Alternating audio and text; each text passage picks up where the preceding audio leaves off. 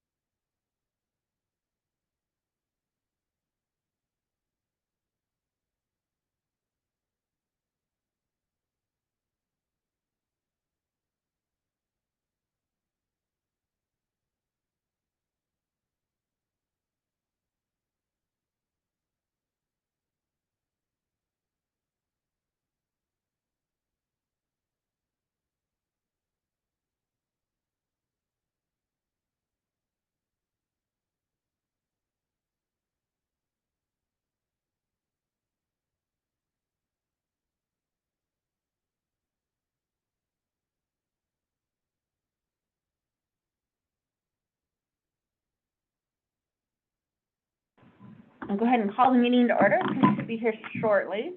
Doug, I read the meeting minutes and they look great, so if you're okay, we'll just approve those. Yep, let's do it. Okay. All right, resolution number 3671, authorized to hire an independent investigator for HR matters. Yes. I'm happy to speak to that. So, the recommendation is whenever there is a complaint between employees, that we hire an outside, individual to come do that. And, because that involves financing and money, it's something that ought to come toward council. We are at a situation where we need to do that. That's why we're not having a 2-week in advance thing, and we just kind of noticed that we didn't have a mechanism to bring in an outside independent. So Okay. it's just an administrative function. Now, I just thought about this from last year, were we utilizing the county's HR person? Or, A couple of years ago, there was an arrangement where we were using the county that is no longer in place. it's no longer, okay, that was my so only question. basically what happens right now is we've got department heads all the way up to and including the mayor. Mhm. But, you know, there can be partiality, there can be, so the recommendation is just to have an outside source to handle those complaints. Okay, and do we know approximately how much, do they charge by the hour, or? I believe it's an hourly charge. Do you get any additional information that we can relay on as far as cost or? It just depends on who they use in their, Okay, and I have not, it's a different. I've assigned staff to find and identify somebody, and they were working on that on, Friday last week. I have not gotten a status report yet if somebody was identified, but generally speaking, those things are done on a per hour basis.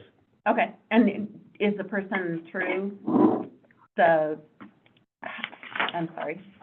I just wanted to clarify, how are you picking, is it through the MMIA, or Right, is it? so right now what we have is our attorney is working with MMIA. Okay. And there was some recommendation and he's identifying it, because So it'd be an independent from, it'll be Okay. independent from MMIA, because Okay. MMIA says you want to have somebody independent, but we don't want to be.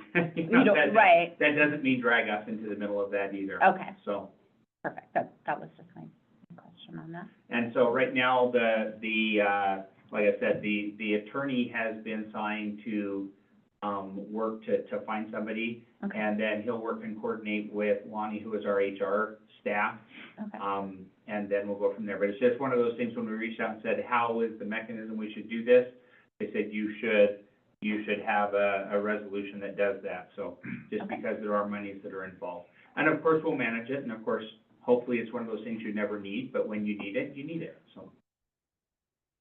Okay.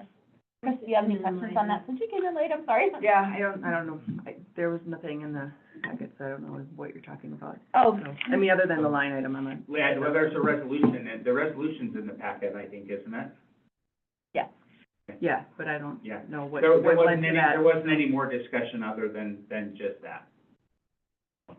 What's MMIA, may I ask? That's, MMIA is basically it's a internal, I just don't know why. insurance pool of all the cities, so it's a self-funded, if you've ever seen really, really big corporations that are self-insured, MMIA is basically all the municipalities in Montana Okay. bundling And together to mine be says self-insured. If someone's third party impartial, is what it boils down to.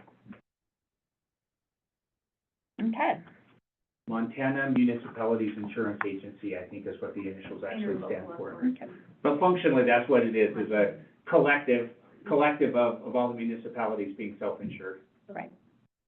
And if it happens to, I understand why they probably shouldn't be the HR person, because if it does come down to an insurance situation, kind of a conflict of interest there. Well, and there's, So, yeah, there's just, any time if there's a complaint or a concern with somebody, we're a small office. Yeah. You're just better off having somebody else who's not An impartial third party. involved with it, coming in and dealing with it, so. Perfect. Yeah, okay. So, Chris, do you want to introduce the, and I guess, is Carolyn Jones, who you were talking about, the CPACE, Yep. the CPACE information? Chris asked that we put it on there, and, You wanna I'm happy to. go ahead and Okay, talk about introduce the it. program? Okay, okay. Okay. Yeah. Tom Cheetah? yes.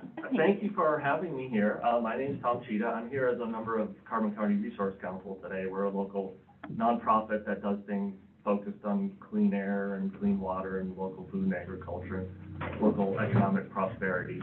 We've been promoting this program called CPACE for a while in the state. Every county has to implement it, or municipalities can do it themselves.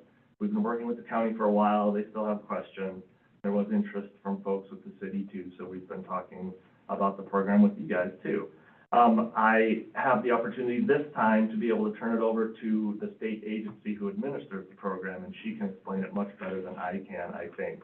I'm also here with Kat Healy from the Roosevelt, another supporter, and we can talk about some of the local interests and things too, after you hear about like the main overview of the program.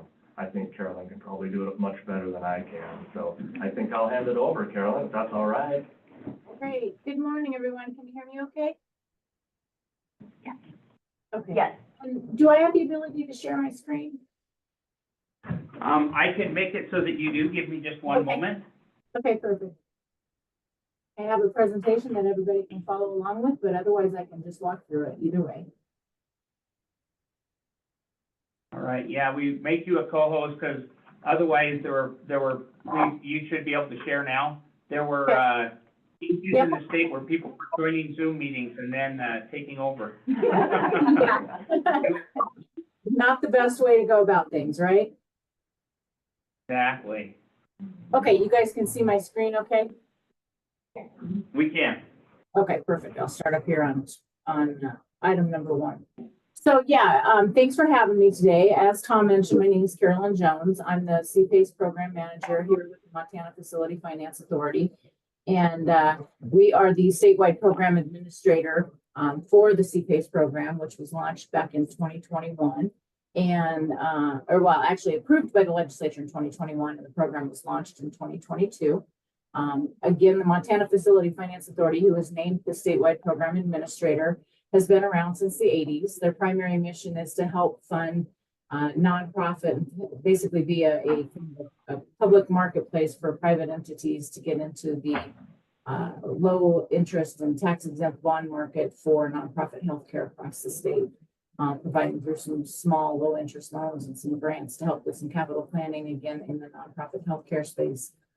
Like I said, they've been around since the 80s, and so they've been able to help with projects across the state, as you can see, with various grants and financings that they've provided across Montana. So they were kind of a logical choice for the legislature when they started looking at the CPACE program and needed a statewide administrator, since we kind of work across that spectrum already. So basically, what is CPACE? It's an acronym. You know, government loves those acronyms. So Commercial Property Assessed Capital Enhancements. You might also hear it called Commercial Property Assessed Clean Energy. There are 40 states currently. The federal legislation was passed in 2009. There are 40 states currently that have CPACE enacted in their legislatures, statutes, and about 37 of them have it as property assessed clean energy. We have property assessed capital enhancements. Montana's legislature chose to look at this as a business economic development tool, for another tool in the toolbox. And then there are a couple other states, I believe Idaho and North Carolina, have it as property assessed capital expenditures. While it is focused on energy savings, primarily, that doesn't necessarily have to mean that that is in the title of the act. So basically, it is an innovative financing structure that allows building owners that are looking at making energy efficiency improvements, water conservation improvements, or adding renewable energy systems to their buildings. And it allows them access to a private sector marketplace, which can give them access to basically tending to be a lower rate and a longer term loan.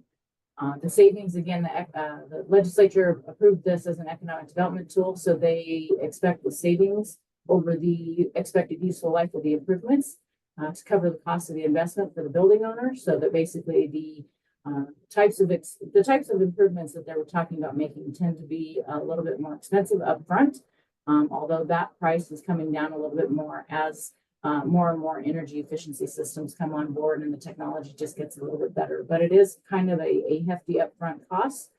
So the CPACE program is a way to spread the financing of those costs over a long period of time that stays with the property, not necessarily the business or the property owner. So it helps offset making those investments up front. And then again, a little bit different than a typical commercial loan. It is paid back via a special assessment on the property. So on the property tax bill, there will be an additional line item, just like a sidewalk improvement district or lighting improvement district, that would say CPACE assessment. Primary difference there is on CPACE, it's on a single property versus some of the lighting or sidewalk improvement districts tend to be a group of properties. CPACE is on one individual property on that as well too. Typically, a commercial loan would be paid back, monthly. You purchase some equipment, some HVAC systems. You'd maybe get a 7 or 10 year loan term, and you'd be making those payments back on a monthly basis with principal and interest. This is just on the property tax. So again, the property owner pays that twice a year on that. Basically, why is CPACE kind of critical? And it's really because wasted energy is wasted money. Montana's average utility cost per year, you can see on the slide there, is between commercial and industrial alone is $1.2 billion. They're estimating 30% of that is wasted. We've all been in those buildings where you walk in the winter and it seems as chilly inside as it is outside. Even though they have their heat on, it's going out through insufficient, insulation, insufficient windows, doorways, things like that. So you can imagine if all those businesses across Montana had an extra $353 million, instead of just spending that on wasted energy, what they could do with that, they could add extra employees, they could add an additional product line, they could expand their building, their business in other ways. So that's a lot of opportunity that we're kind of missing by not having some of these improvements being able to be made. So the types of measures that can be funded by CPACE, again, energy efficiency, water conservation, and renewable energy. So you've got your HVAC systems, you've got lighting. I need to find a different picture because this shows light bulbs. We can't really fund the exchange of light bulbs, go down to Walmart or Target and buy the LED light bulbs. But if you're taking out the fluorescent ballasts and you're putting in ballasts that will support LED lighting, that's the type of lighting that this financing can support. Solar, obviously, for the renewable energy. We can break into agriculture. We haven't quite figured out that door opening project yet for ag, but it is an eligible entity, so we can work on irrigation. That also helps with some water reuse. some timing. We can do elevators was something that I didn't realize until I started with this program, that the older elevators pretty much require power to be turned on to them 24/7. The newer elevators are set up to where basically the power kicks on once the button is pushed. So that can be a huge savings on the energy use there. We can do roofing and insulation, especially if there's looking at doing solar panels on the roof and some of the roofing structure needs to be supported or revisited to get that strengthened for those solar panels. That can be incorporated into the types of financing for CPACE as well too.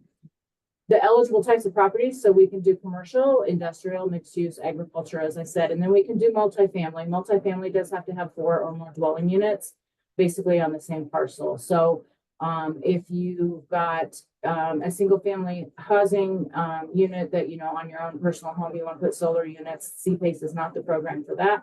There are other types of programs that are available through the state for something like that. But for the purposes of the commercial property assessed capital enhancements, does have to be 4 or more dwelling units on there. So basically it has to be a commercial type of property on that. We can fund new construction projects, we can do retrofit, and we can also, the legislature put it in there as well, we can do retroactive. So if somebody has made these types of improvements to their property up to 36 months back, we can look at basically helping them retroactively go back through, pick out the parts that would be eligible under CPACE and kind of refi that portion of their improvements for them. We typically say, even though the statute allows us up to 3 years, we say, if you're wanting to do that, look for improvements that you've made up to about 2 years ago, because there is the time lag of the process of getting through the requirements of the program, getting that funding in place. And so that way we don't want somebody to start at 34 months, go through the process, cross over that time frame of 36 months, and then no longer be eligible. So if they're looking at doing that, we want to encourage them to having early conversations. So basically, how does it work? It finances the direct and the indirect costs. So basically, there are some documentations we do have to create. There's kind of some safeguards that the legislature put in place. They didn't want to have people coming in fly by night and selling business owners and property owners, a bill of goods and say, hey, if you do this, it's going to save you this much money, and it really doesn't. So there are some requirements that an energy audit, independent third-party review that the legislature put in place. But because of that, those indirect costs. So basically the costs of those studies that are going to help us show what the building owners should be able to spend and what they were going to be able to save over the useful life of the improvement, that can be worked into the financing as well too. So again, focused on the energy efficiency and the water reduction there. Terms are negotiated between the property owner and the private capital provider. So this does not involve any sort of state funds. It does not involve any sort of federal funds. This is a private sector, basically business transaction between a private sector lender and a private sector property owner. The one other safeguard that the legislature put in place is if there is an existing mortgage holder, senior lender with the debt, with the property, they do have to provide lender consent. These are permanently affixed improvements to the property. And again, it is a special assessment tax lien that's placed on the property through the property taxes. So the senior lender does need to be aware of these improvements and consent to those improvements being made and this financing taking place. Again, we do require an energy analysis or an energy audit, energy assessment that basically comes in and works with the building owner, what kinds of improvements that they're looking at doing, and helps them basically figure out what the costs of those improvements are, what the expected savings are going to be. So if it's an existing project in a building and it's a retrofit, we're basically going to look at what do they currently have, look at probably historically 1 year's worth of utility bills, energy costs, things like that. Say, okay, this is what you're spending. If you're currently going to go in and change to different type of equipment, this is the cost of the equipment. This is what that equipment will cost you for the energy over the useful life of the improvement. Calculates the savings that you're going to recognize on the energy over that useful life, and figures that out and makes sure that that project is going to be cost effective for the property owner, and again, not cost them more than what it's going to generate in savings for them. And that is for the useful life of the improvement. So for example, if you're looking at solar, you're looking at, brand new HVAC system that's going to be much more energy efficient than just minimum code. those terms are gonna be 20, 25, even further out, 27 years, things like that. Again, the length of the term is negotiated between the property owner and the private sector lender on that as well too.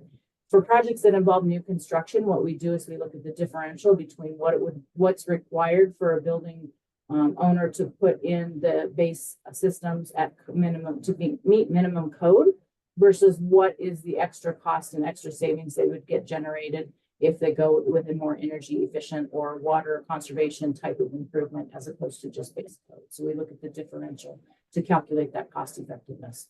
Again, negotiating between property owner and lender, they can work with the lender and do fixed rate financing, again, for terms up to or over even 25 years. We also have the ability to do a variable rate, which is basically just a rate reset. The counties have asked us not to do that any more frequently than every 5 years. But if that's the term that's negotiated between the building owner and the lender, then they can work that into the finance documents. Typically with a floor and a ceiling rate in those finance documents, but they can look at that doing a rate reset for every 5 years. Then the payments are billed, collected, and enforced just like property taxes, so through the county government. And this acts as a substitute for high cost mezzanine debt and equity. So a recent project we were working at was looking at needing some secondary financing, and they were quoted a rate at 16% for mezzanine debt. So that's a pretty high cost. And with that kind of rate, I'm not sure that the project would get done. They were able to come in and calculate as much as CPACE eligible as possible, and were able to do a rate more in the 8% over a long period of time frame. So that made the project actually pencil out and therefore being able to get done. Overall, the program just helps promote economic development, investments, and job creation. Next slide here is going to show that the program itself is private sector funds and not federal funds or state funds, it does partner well with other kind of federal or state economic development tools. So if you've got a building that's looking at using some historic tax credits, or you're looking at something with new market tax credits, or even CDBG, community development grant programs, the CPACE financing can come in for a portion of that overall package and not be impacted by conflicting with some of the other types of funding sources in a project. Again, going back to my lender consent, just a note here for if there's any sort of projects that have HUD funding, we do need to go through a process to get HUD approval. USDA Rural Development has approved, if they're involved in a finance package, they have provided lender consent. If a particular property owner is working with like an SBA 504 loan, we have not been able to get SBA at a national level to provide lender consent. However, that is being worked on by some national associations to try to get that accepted nationwide. But currently, if the project that we're talking to has SBA involved, we won't be able to get them the CPACE portion of that. Just to kind of give you a visualization, basically, this is where it kind of helps fit in that capital stack. So this is kind of just a visualized example of that project explanation I gave a little bit ago, where they had the mezzanine debt. So, the mezzanine debt in this particular case was 14%. So even higher in the project we were working on.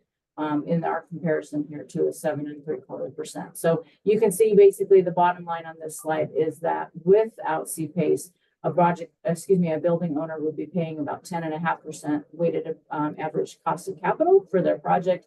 Being able to reduce that mezzanine debt and put that CPACE involved in there, it can take out any requirement that they might have for owner equity, and it reduces that weighted average cost of capital down to less than 8.5%. So over 200 basis points savings for the property owner on that as well too. So the role that we play as a CPACE administrators, we basically serve as Tom mentioned, the Montana state approved it as a statewide administrator, with the local counties or the local jurisdictions opting into the program if they see that it's beneficial. Once that process is in place, we basically serve as an agent of the local government with respect to CPACE, so that they aren't having to be called or ask questions if there's building owners in that jurisdiction that want to look at CPACE. That's our role here, as we work through all of the partners. We work with the borrowers, we work with the lenders, the property owners, everybody. We then ultimately at the end receive the district assessment revenue from the county, and then we disperse it to the lenders. That allows the local government not to have to track, which lender and which borrower and things like that too. That all happens on the back end, so that we're not taking county resources or city resources, which are stretched thin already. The local government does authorize CPACE by basically going through the typical approval process, so they would adopt a CPACE resolution of intent. Within that resolution of intent, there's notice of a public hearing, which would also then be noticed via, a legal notice or even just a public agenda on another meeting. They hold a public hearing during which the public can comment or ask questions. Depending on the results of that public hearing, sometimes even in the same meeting, they can then, the jurisdiction moves forward with adopting the final resolution, establishing the CPACE program. And again, we as a statewide administrator have templates of our forms on that so that we can help the jurisdictions just walk through that process pretty smoothly. The role of the local government pretty much primarily is just to really establish that district by opting into the program. And then again, they do the bill using their existing infrastructure with the property tax system. They basically just input that CPACE assessment to that individual property, as I mentioned earlier, bills, and they receive the property tax just like we do for all the other property taxes. The local government does not have to serve as any sort of collection agent for the lender, and they're not working on behalf of the lender. And the local government can be as involved or uninvolved. And that really just is a level of kind of knowledge and impact. We've got Butte, Silver Bow County. We've got one of the gals in Economic Development Office that wants to know anytime we receive an application for a project that's looking at within Butte, Silver Bow County, just so she's aware of kind of what's happening in the business world and the property. And then they have asked us, once we are moving forward with the project and we have all the documentation in place, they've asked us and provided with us a list of, I believe, 6 different people within the county mechanism that they want to know and have the documentation on file for that. Other counties really don't want to know. They basically ask us to just submit the required documentation into the county clerk and recorder for the recording of the notice of the legal documents, and then into the county treasurer when it's appropriate for the assessment to be placed on the property tax billing. And other than that, there's no involvement. So again, that's up to the local jurisdiction on that part. The local government-based treasurer does input the CPACE assessments just like any other RID or SID. So again, they're using that infrastructure system. My co-worker and I have both been in conversation both with, I believe it's Tyler Technologies, which runs the TaxWise system, as well as Black Mountain, I believe is the other tax software. So those two software serve all of the jurisdictions across Montana. And we visited with either their trainer or their developer and understand kind of how, at a high level, how the system works. Based on that, we've been told that it's basically the first time that each local jurisdiction enters the first CPACE assessment. It's about 2 hours worth of staff time to get it built in the accounting system and in the tax system. And then once it's been in the accounting system, then that doesn't have to be repeated. So for additional properties, it would just be entering it into the tax system. And then once those payments are in place and received, again, they remit the funds to Montana Facility Finance Authority, and then we're responsible for tracking the payments and which payment goes to which lender if there are multiple properties in that jurisdiction with CPACE assessments. Everybody always asks the question of what happens if there's a default. Basically, just within Montana, there's no partial tax payments allowed. So basically, it would just go into a default, just like it would on existing property tax payment, and it's handled just like any other delinquent tax payment through the county system. So again, existing infrastructure, existing processes at the local jurisdiction level. This is just kind of an illustration of what I've been talking about, basically where Yellowstone County might have 5 businesses that have CPACE.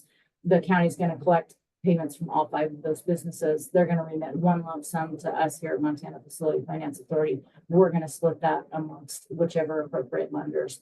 And that's helpful too, because we all know banks sometimes go through acquisitions, consolidations, things like that too. So that way the county staff or the jurisdiction staff is not having to track that information. We will take care of that on our end.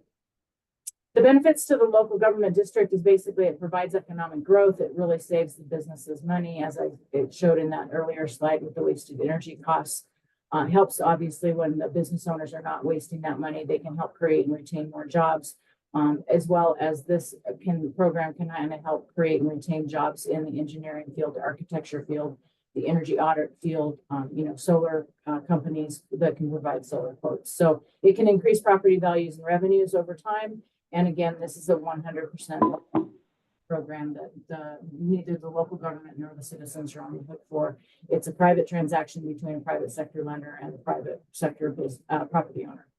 This is just an example, for example, in Carbon County, that basically as these improvements are made and the buildings are improved, there will be a subsequent increase in property value on the building just because of, they've got better HVAC systems, they've got better insulation, they've got better roofing, maybe they're using renewable energies. So this is just an example. The top is a 1-year projection. The bottom is a 20-year projection. So if you're looking at even a $250,000 project, ultimately through the various mills, Carbon County is going to recognize an additional, looks like $1,600 a year in definite tax improvements, increases. And then you take that same project and you spread that over the 20-year projection.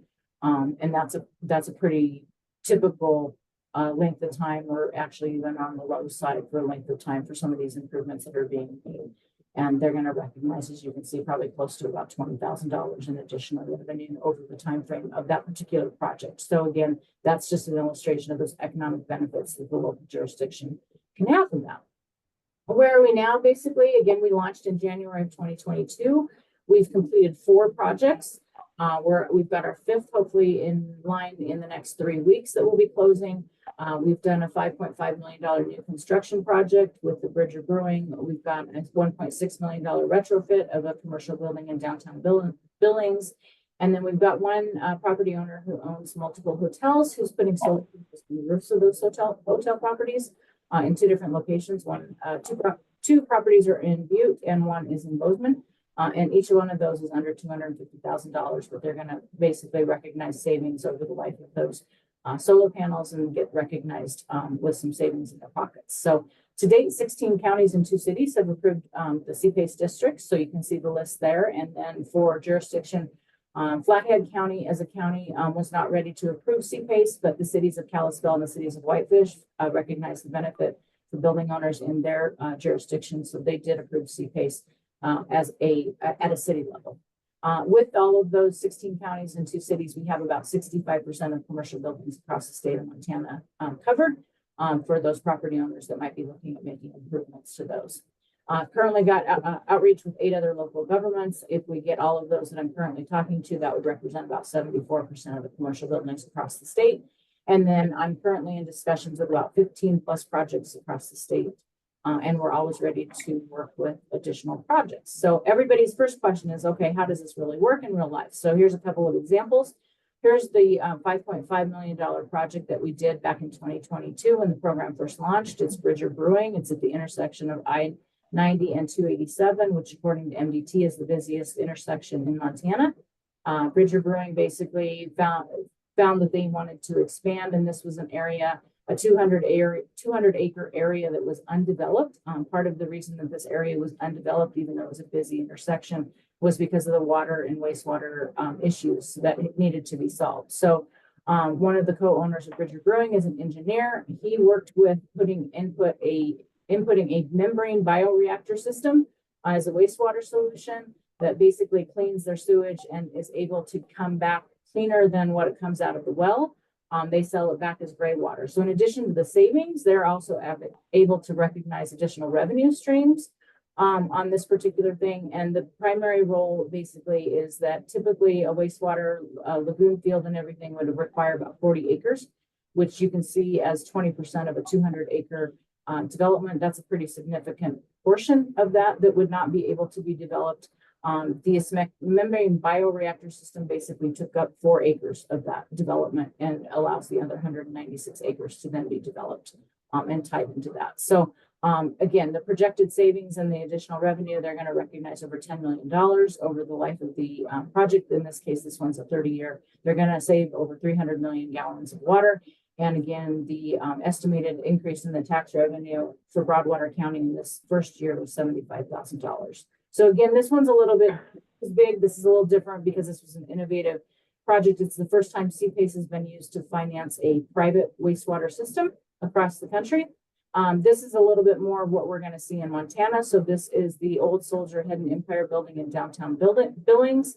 Again, just an existing building. I believe it was built in 1929. So again, very similar to a lot of the buildings that we see in downtowns across Montana. It was a retrofit. They were able to look at basically improving some HVAC system with some heat pumps. They did some lighting upgrades, some windows to get some better insulation and better sunlight values, not so much just light and everything else leaking through there, improved some plumbing fixtures.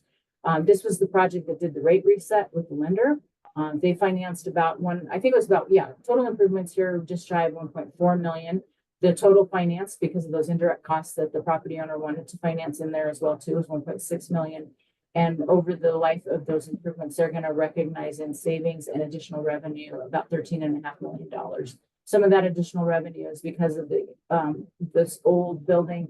There were areas of it without these improvements that weren't really leasable. The improvements being made now, the property has a lot more leasable space, so the building owner can go ahead and increase their revenue sides as well too. There's kind of just a list of some of the partners involved. We are finding that if a project is about under $100,000 to $150,000, CPACE might not be the most viable financing solution for the property owner, just for penciling things out, because there is a little bit more legal costs involved, time costs involved, and with the financing and the recording of all of the documents with the counties, as well as the required energy assessment and independent third-party review. There's some additional costs. We are finding that about $100,000 to $150,000. But that being said, we're always willing to talk to people that have potential projects. If it's something that won't work with CPACE, we've got resources on our website and other resources. We can try to partner them with other types of funding mechanisms that might work for their project. Here's an example of one of the small hotel projects that I mentioned earlier too. So the amount financed under $250,000, yet they're going to be able to recognize about $375,000 over the life of those improvements by adding solar. This particular project also, the property owner was able to recognize, I believe, about 40% of the project costs in a reimbursable grant program through the United States Department of Ag Rural Development REAP program, as well as they're going to be able to benefit from some tax credits through the Inflation Reduction Act on their IRS tax assessment. So that can kind of give you an example of the types of projects that we're working with. And then there's my last slide with all of our contact information. And I'm happy to take any sort of questions. I know I went through that pretty fast. Thanks, Carolyn. I do have a couple questions for you. You covered everything really well, and it's really an exciting program. If, like in the case of Flathead County, where Whitefish and Kalispell did approve it, and the county didn't, how does that work for the payments? So the payments are still done.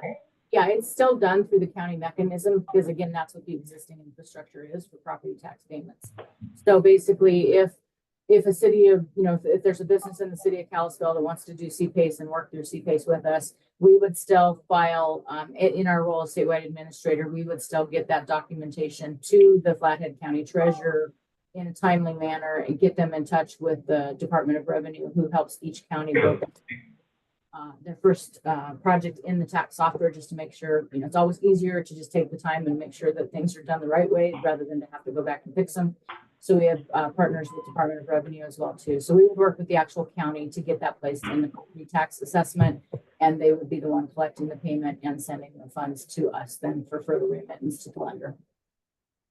Okay. And then my other question is, what reason would a municipality like Flathead County give to not want to participate? So some of it is just politically or philosophical differences with different county commissioners that are in place at the time when we present. When I presented with Tom, I presented to Carbon County, I believe it was in April when I was there in town for a conference. One of the commissioners just felt that government really shouldn't be in conflict.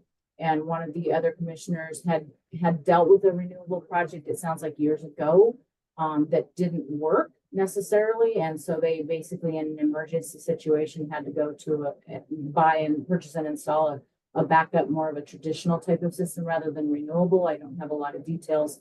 But I do know that a lot of the technology of these improvements are, just increasingly getting better and cheaper as time goes by.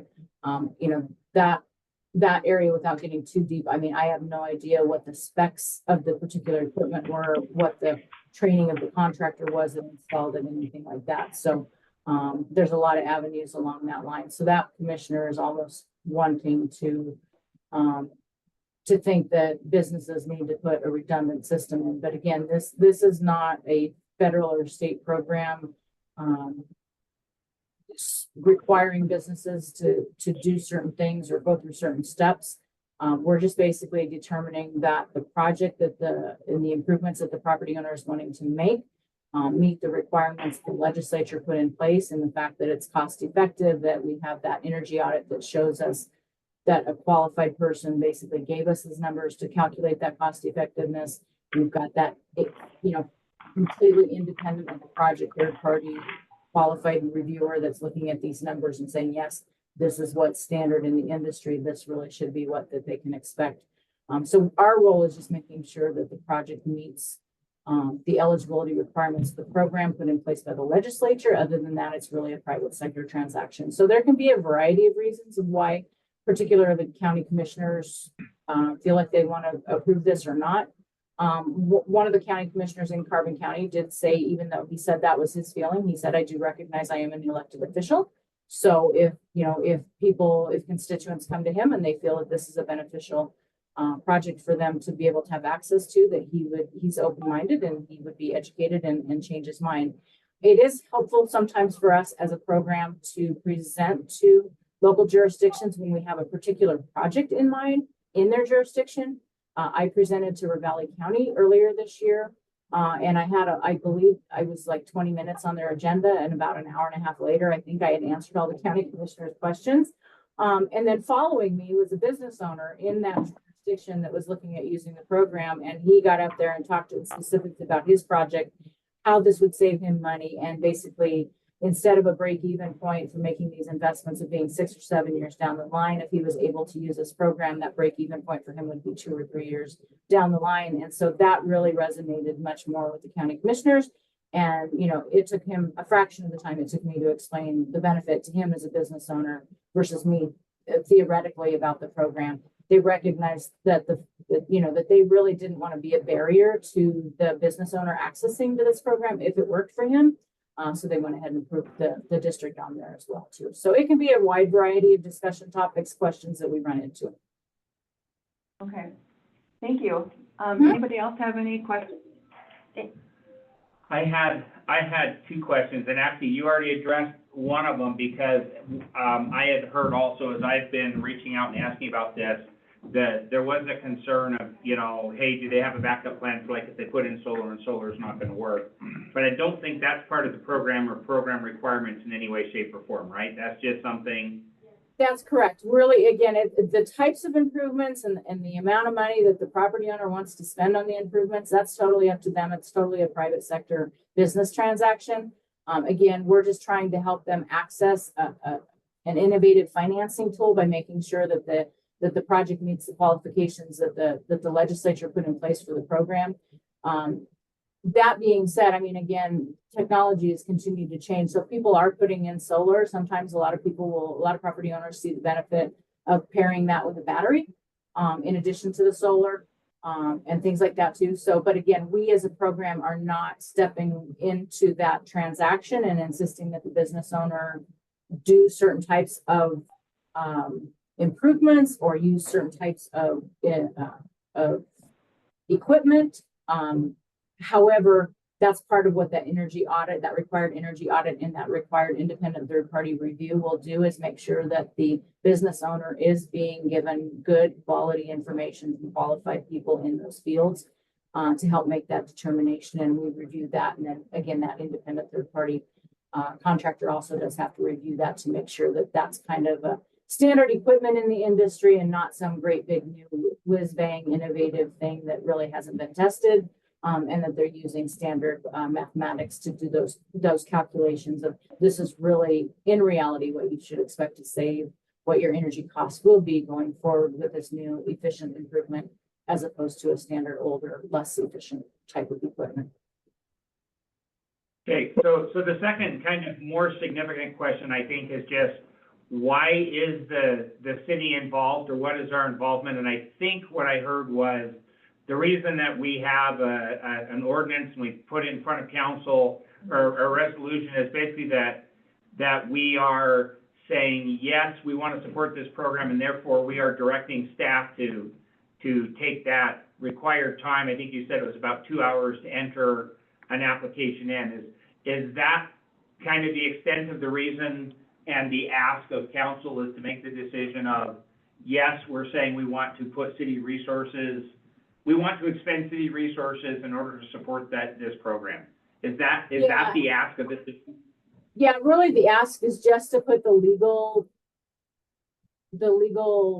boundaries in place of saying the city of Red Lodge has chosen to opt into this program. So if you've got a business that's on one side of the street that is in the city of Red Lodge city limits, and the city of Red Lodge has approved CPACE, then they are eligible to come in and use CPACE. If you've got a business that's across the street that, basically that falls outside of the city of limits, and they wanted to make these types of improvements without having Carbon County approve it, they would not be eligible to come in. So basically puts the legality framework in place that we as Montana Facility Finance Authority, as the statewide administrator, can come in, work with that property owner, work with those lenders, make sure that the project is eligible and that it fits the requirements of the program and can move forward with this type of financing as a solution for the property owner as well too.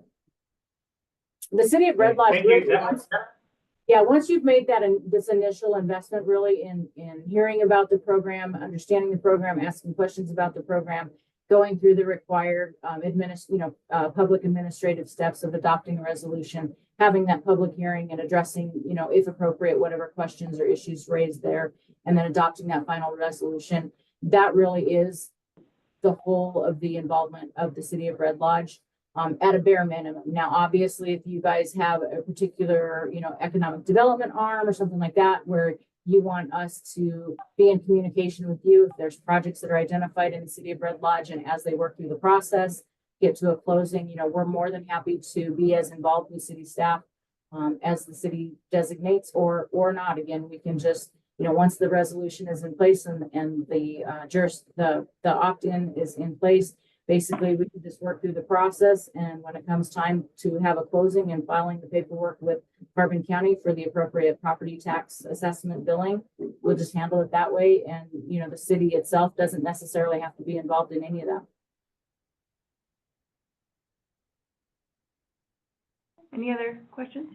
Anybody? Okay. No, thank you. Yeah, thanks for your time, Carolyn. Thank Yeah, you. Appreciate okay. it.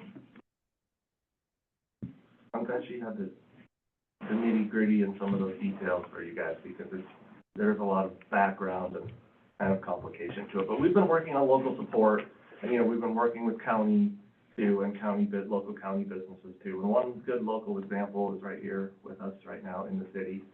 Kat wanted to just mention what she wanted to do. We operate a very inefficient old building, as you are aware. Even our new, annex portion is about 30 years old, and so we only have one person who will work on the pneumatic heat pump or the pneumatic, HVAC system that we have now on the 1990 side. And so, looking towards the future, we need to update it. It's inefficient, it's the size of Costco, and it's just, we could save a lot of money. We've utilized all of the resources that I am aware of. We're trying to do those upgrades already. So Northwestern Energy Solar Program, we've done that, which helped a little bit. It's not going to get us to anywhere close to zero. Our operating costs are just really high, and they're not going to get any lower unless we make upgrades now. A lot of financing won't. There's not a lot of loans. The reason CPACE was created was because there weren't a lot of lenders who are willing to finance green energy or clean energy or upgrades to systems like that. So there's a lot of opportunity for us to save money and use the donations that we do receive in other ways for programming. And the Beartooth RC&D supports the program, and the chamber, we talked to the chamber, and they support the program too. The folks building the new building for the Everyday Foods and Headwater Studio were interested as a new project. They were interested in the program. There's some other county support. That's where I was coming from with the motel and Bridger for the program, and we'll work out with the county hopefully sooner or later. But just as a driver for economic development, I think in Red Lodge is a good idea too, so. Kind of seems like a no-brainer to me, but, That's kind of what we thought that's too. my opinion. Yeah. So- And that's why my ask is what is it we're being asked? And my understanding really was that basically we're just saying mayor and staff it's gonna take a few hours, but we support the program, spend a few hours. That to me is To kind me, of it's similar the to, flip side. sponsoring the CDBG grant program. It's just gonna be a pass-through. We're not really going to be expending much of our resources except for some staff time. Yeah, and I think that level of staff is a little bit higher, but like I said, that's it. That was my ask, is why does the city even need to be involved? And as I listened to the presentation, what I heard is there is a minimal amount of effort that you, the city staff, will have to put forward. We have in to order to adopt it. support It was also similar to when we did the Workforce Housing Initiative, like 20-some years ago. We had to have the city sponsor us to be able to access those home funds for that, gap financing. And it was a pass-through through the city, but we did all the work, but the city. And, you know, I don't know if you guys had a chance to look at the letters of support from some of the, commercial community members, but it seems like there's a lot of support for the program already. Well, and I think that was the first thing is, do we have people within the jurisdiction that would be likely to take advantage of this? And it sounds to me like we do. So I would just suggest I might that- be one of them. I know, I would just suggest that we, you know, bring this to, full council as a discussion item, get their feedback, probably at the next meeting, and, you know, and then, if they're all agreeable, we can just write the resolution to adopt it. Yeah, I would say let's put together the resolution. I would say based on your comment, you would probably want to abstain from when we vote on it, but I think we won't get to it this year, so that'll be taken care of Yeah. naturally. Yeah, But, well, my property's in Bridger anyway, so it really wouldn't. It wouldn't count. there you go, No, there you go. No, so, okay, so, If Chris, we have- do you want to? Oh, I was just Oh, gonna say, sure. I'd be happy to put together the template of the resolutions that would be involved, and then basically just fill it in for the city of Red Lodge and send that to an appropriate staff member there, or even just send it to Tom and Tom can get it to you. But yeah, I can have primarily 90 to 95% of those resolutions, completed for you in our templates. Be happy to share. Perfect. Thank That you. would be great. I did get a draft of a template resolution. So you're just saying you would fill it in further and put the, Yep, I would fill it in just a little bit further and just have, you know, basically a couple of highlighted areas where you guys would need to fill in specific information for dates and times of resolution members. that'd be great. And you have my email, right, Carolyn?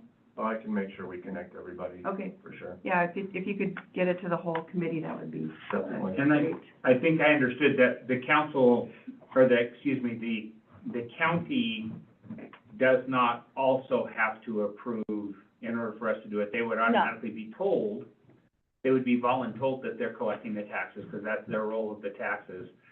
Their passing it would be because if projects in the county wanted to utilize it that weren't any municipality. right.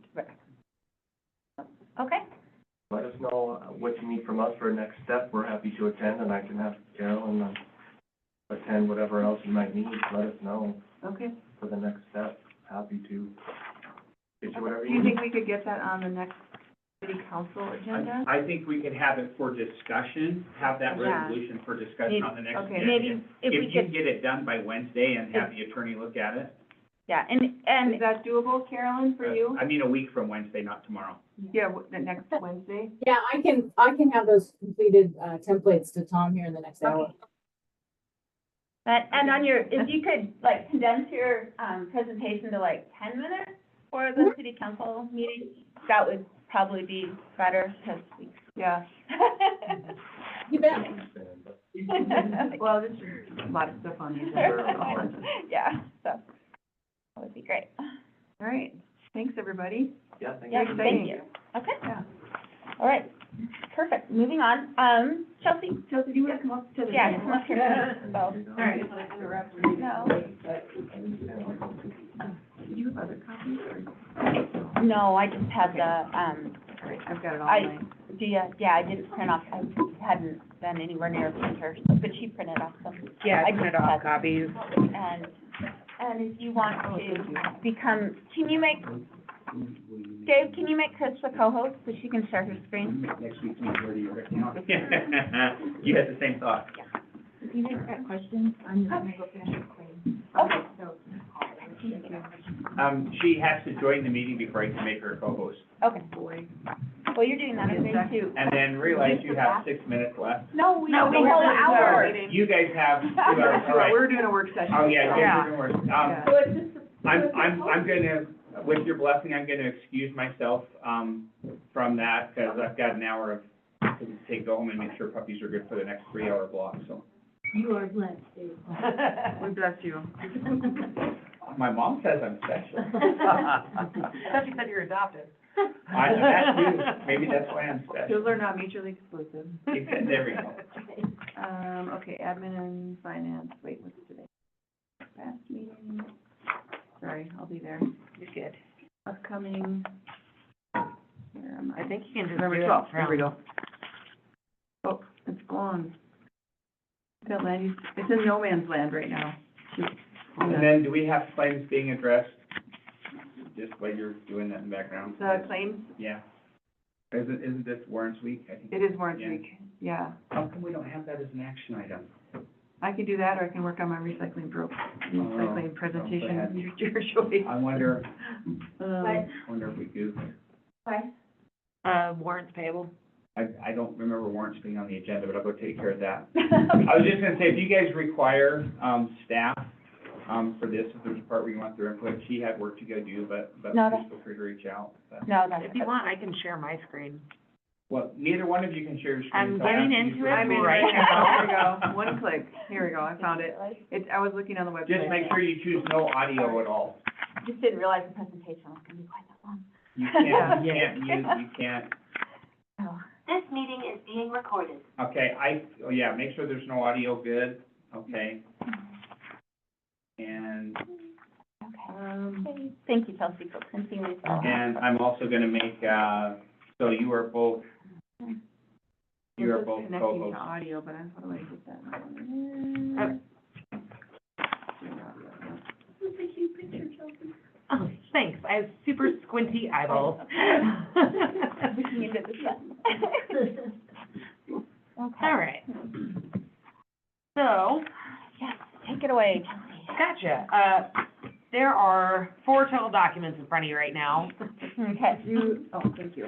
So I went through Chris's notes. Let me mute I my was trying to make audio. it simple with all the crossing Yeah. out, it was really, No, there's a lot of cross outs, and then I crossed out more stuff, added more stuff.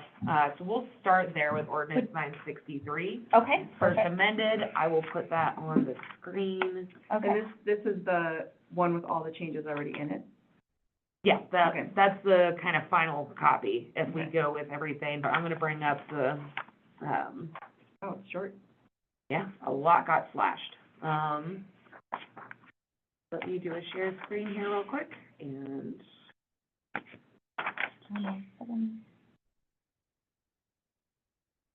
vast column. Okay. So, 7. All right.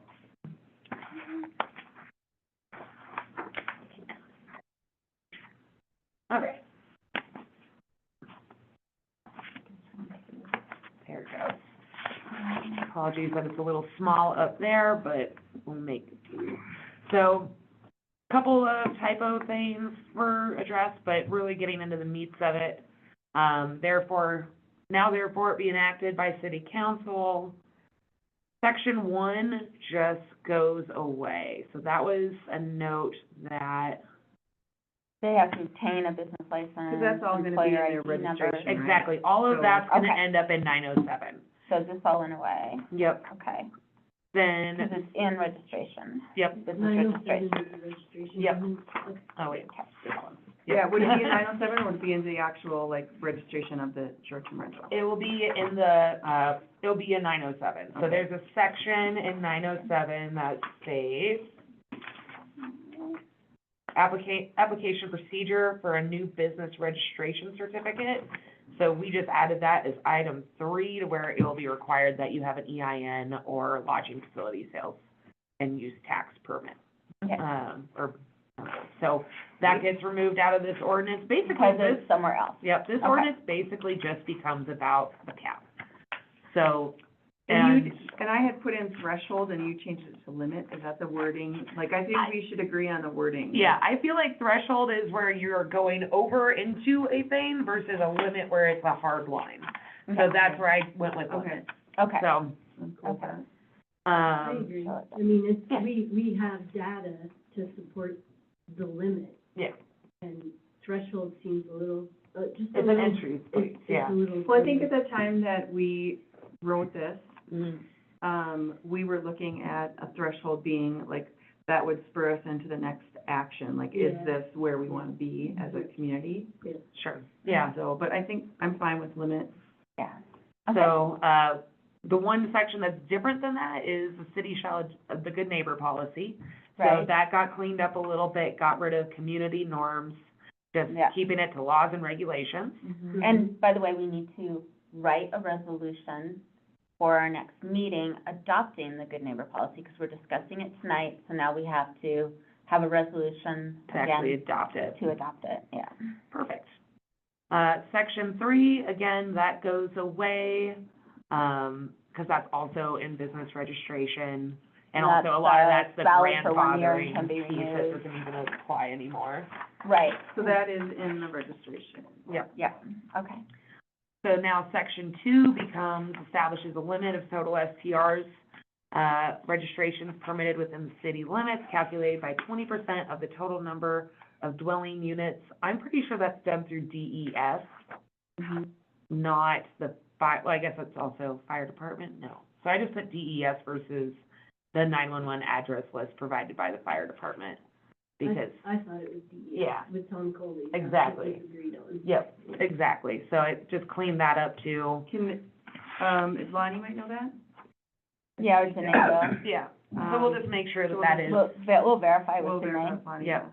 Or Janae, Be calculated each, or annually in June. In the event that the limit is reached, a waiting list shall be established to facilitate new registrations when existing registrations either terminate or expire and are not renewed. Regulations in this ordinance will be reviewed as set forth by resolution. I just put note, do we need that? I didn't understand that. Yeah, so I think would we say- splashed that. Yeah, I would say let's get rid of that. Number 3, you're splashing? Just regulations. Just just the that last sentence. sentence. Oh, regulations in Will be this That's reviewed highlighted. for- Yeah. Like, that doesn't really mean anything. All right, so then section 4 got slashed, because again, this will all be in the 907.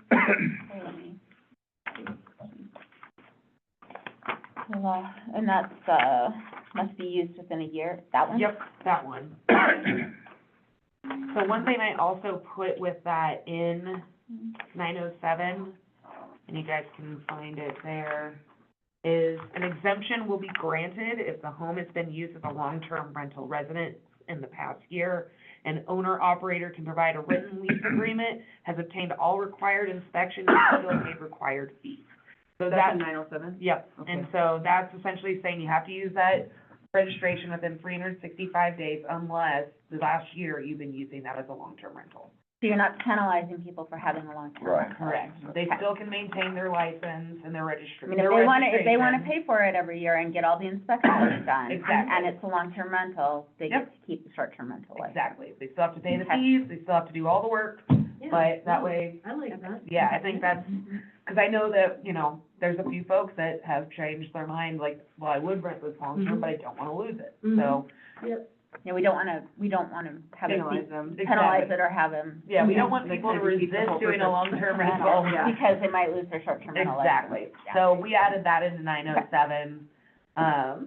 Okay, perfect. So then, number 3, STR registrations will be defined by use and operation in ordinance 907. Again, now we just refer to it.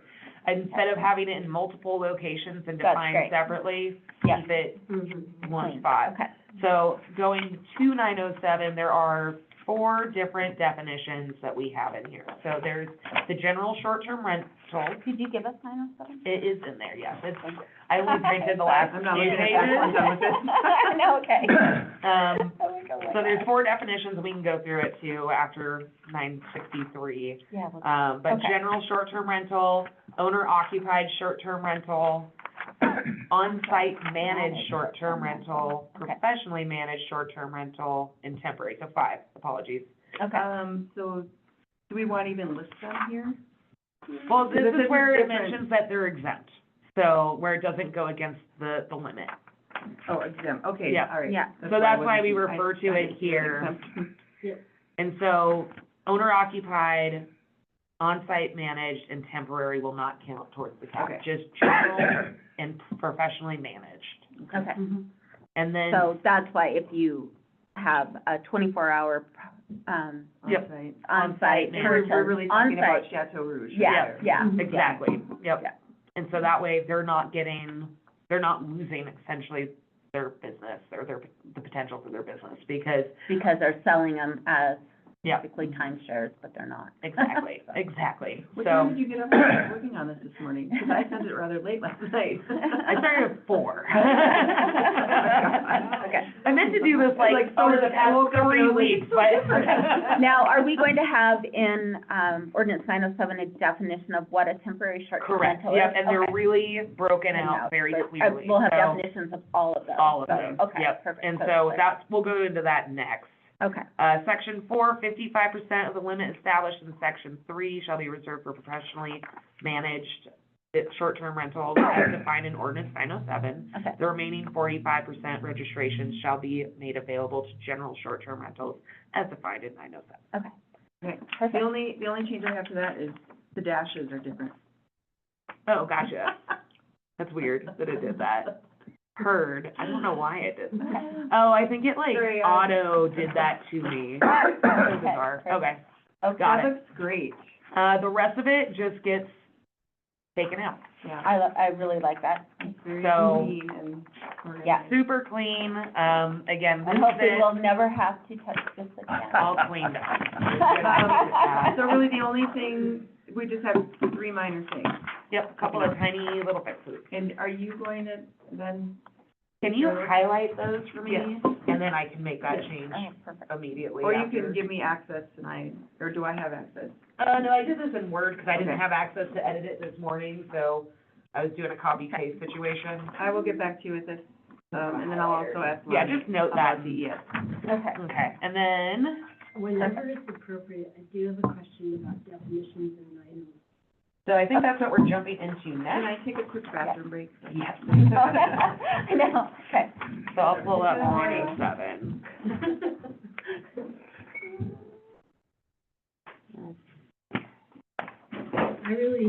I like how you guys have cleaned this up. It does make sense to me that the ordinance is about the limit. Exactly, That- yep. Because that helps, you know, it just streamlines the understanding Yeah. 100%. of the goal. Yeah, and that's just it, it's like all of this stuff in terms of like who's who and all of that can live in the registration, because that's where all that stuff's defined for every other business. Mm-hmm, mm-hmm. So, Yeah. going into, I'm just gonna wait for her real quick, but actually, I have this in front of me if you guys wanna look through those. So this is a little bit sloppier because there's been a lot of people in this formatting this document. I know. But, I think you'll get the idea, I'm pink, so. Okay, and that's this one, right? No, that's zoning. Oh, So okay. the one with the purple, The purple- yeah, this that one. Okay, So thank you you. handed me 907? Okay. Yeah, I just didn't Okay. print the first Okay. 8 pages of 907 to save time. I know. Well, and we do probably, We're still gonna need to go into that too, yeah. but this is just more For the specific short- to the this short term, conversation, yeah. yep. Okay. So you'll see where they have, their definition, and then I put a different definition below. A lot of it incorporates the exact same stuff, but I know that Danae was specifically having issues determining how the registration, like, goes with the person, the land, tax assessments we talked about, instead of having it as, parcel, changing it to the property tax assessment code. So that way, if you have a place like Chateau, or a townhouse that has One- 4 units, It's a shared land, but each unit has its own Exactly. assessment code. yep. But if you also have a property that has 2 structures on it, but it's all under the same tax assessment, that could count for 1. So, does that track with everybody? Mhm. Okay. So going into general short-term rental, the definition that they had is any individually or collectively owned single-family house. I've changed that to residential dwelling, dwelling unit, and any unit or group of units in a condominium cooperative timeshare. So that's like our definition of what a short-term rental is. Then there is the general short-term rental. So any residential dwelling that is rented on, or by, or on behalf of an owner to the general public for transient occupancy of 30 days or less for compensation. This will be pretty consistent throughout most of these. So you'll see a lot of repeats, but in this, I don't necessarily mind the redundancy because it keeps everybody on the same playing field. The property may be owned individually or collectively by a corporate entity or LLC. Again, I want Dennison to look over that language, make sure that seems correct. Property is available for rental and or owner use at any time throughout the year without restriction. General short-term rental registrations will be assigned to the tax-assessed property determined by the property tax assessment code and the corresponding owners. Okay, so I have a question there. Okay. So, and it's just so I can help an owner Yep. transition, Mhm. because we've had two Mhm. that are going to long-term. Yep. But they had questions about their STR registration. So it comes out of AAA's pool, and there's some different steps, because then the individual homeowner needs to post the $500 resort tax bond. Right. Because currently with professionally managed, essentially we post bond for every house, Yep. essentially. Yeah, because it's under our umbrella. So- Right. Right, so we basically guarantee the city that we're gonna pay you guys appropriately for resort tax. So I just need to tell my owners, like what I've told them so far is just when we terminate, you contact the city. I mean, we always tell Danae, it's like, Yeah. Jade goes in and says, this one's out, da-da-da. Mhm. But I also want to give the appropriate instruction to the owner of the home, because technically, by definition, the STR registration belongs to the parcel and the owner of that parcel. So if you go a little bit further, Okay, property management, or property managed, where is it? Where are you at? On-site, professionally managed short-term rentals, that covers that. okay. all right. So essentially, that, because there was the question of like, okay, thank you. There was the question of what happens to our cap Mhm. if we lose somebody and they do it themselves, do they get to keep that registration? Or do they because- apply for new? Or do they have to apply for a new one, because Right. they're no longer in our 55%? Right, so So, that is, You might have to okay, trade spots. Right. We'll get there then. Yep, so that is addressed. Okay. Okay, so that is general, that is sorry, Doug. It's all right, no problem. I think we got it. Got it? Just don't want to cut you off over there. So, because you don't manage long-term, is why they would no longer be in your pool and under you. So that would be that situation. And even They- like with us, with long terms, we wouldn't renew their Registration. registration unless they wanted to, Yeah. Yeah, so. So we just want to know how to instruct our, who will be just former clients of ours, how to, very if you want to keep, if you amicably- want to keep the Yeah. short-term rental license, you now need to go into the city and Yes. apply on your own. Yeah, Correct. Because they you will ask not us be those- under me. Right, Yeah, okay. they ask us those questions, and we're like, yeah, I mean, you're entitled to do whatever you want to do with your home. Yep. We were a little confused how to, best instruct them. Yeah, if you're no longer going to be managing the long-term rental, then I could definitely, yeah, you would just, in my opinion, just need to tell them, if you want to keep your short-term rental license, you need to go and apply for it as an individual. And is it then a renewal for them, or is it a start over? It's a Start over. Okay, Start over. because Yep, because they have to pay their bond, they, they have to okay, do all those pieces. that's what I Yep. needed to know, because Yep. they were like, do I get to keep my position in Right? the cap or the limit? Yep. And technically, they don't, Mhm. because they're no longer part of our 55%. Right. They go in the 45%. That, so Yep. they have So to. they have start to, if you're changing the type of what this is, Ah, you have to re-register. okay. And I'm not sure if that's very clearly put in here. I feel like that's something that we should work on a little bit. Yeah, Um, I mean, because it's kind of an incentive, we did. yeah. We talked about it with Danae and talked about having like a 30-day grace period too for them, where they could, like, for instance, if I lose somebody and they go to you, Mm-hmm. they can still stay on that 55%. Yeah. Like, you don't get to keep their registration, but they can reassign it Yeah. to a different management company. Yes. So that was, Yeah, one because of they those still own the house, or they, Right, I mean, yeah. it's their license yeah, for that year, but Mhm. when, you know, it's just, Mhm. they're just, I guess it would be the same as like an insurance company doing Yeah. an agent of record transfer. right. Yeah. Yeah, you just have to do, I mean, you know, maybe you guys come up with some type of agent of record transfer and, I mean, I've been pretty general, I just have said, you need to go to the city. yeah, and find out say that, exactly what you need to do next. yeah, Because it's a, kind of a different animal now that Yeah. you're not with us. right, Perfect. yeah.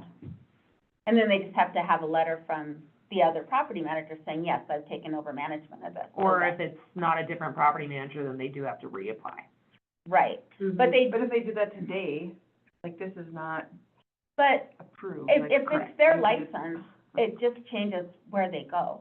Well, It's just that the renewal, okay, so we'll just jump down to property manager here real quick, just so we can kind of touch base as on long it. as we're not at the limit, it's not a big deal. They Right, just change where they go. And that's exactly it. I'm So, like, so here is kind of the same way that we talked about how, that registration carries with the homeowner and the land. right, With professionally managed, it does require having a designated property manager to get that registration. it does, but, I mean, technically, I mean, I would think that you'd be passing that cost on to the property owner, you know, to get it all set up.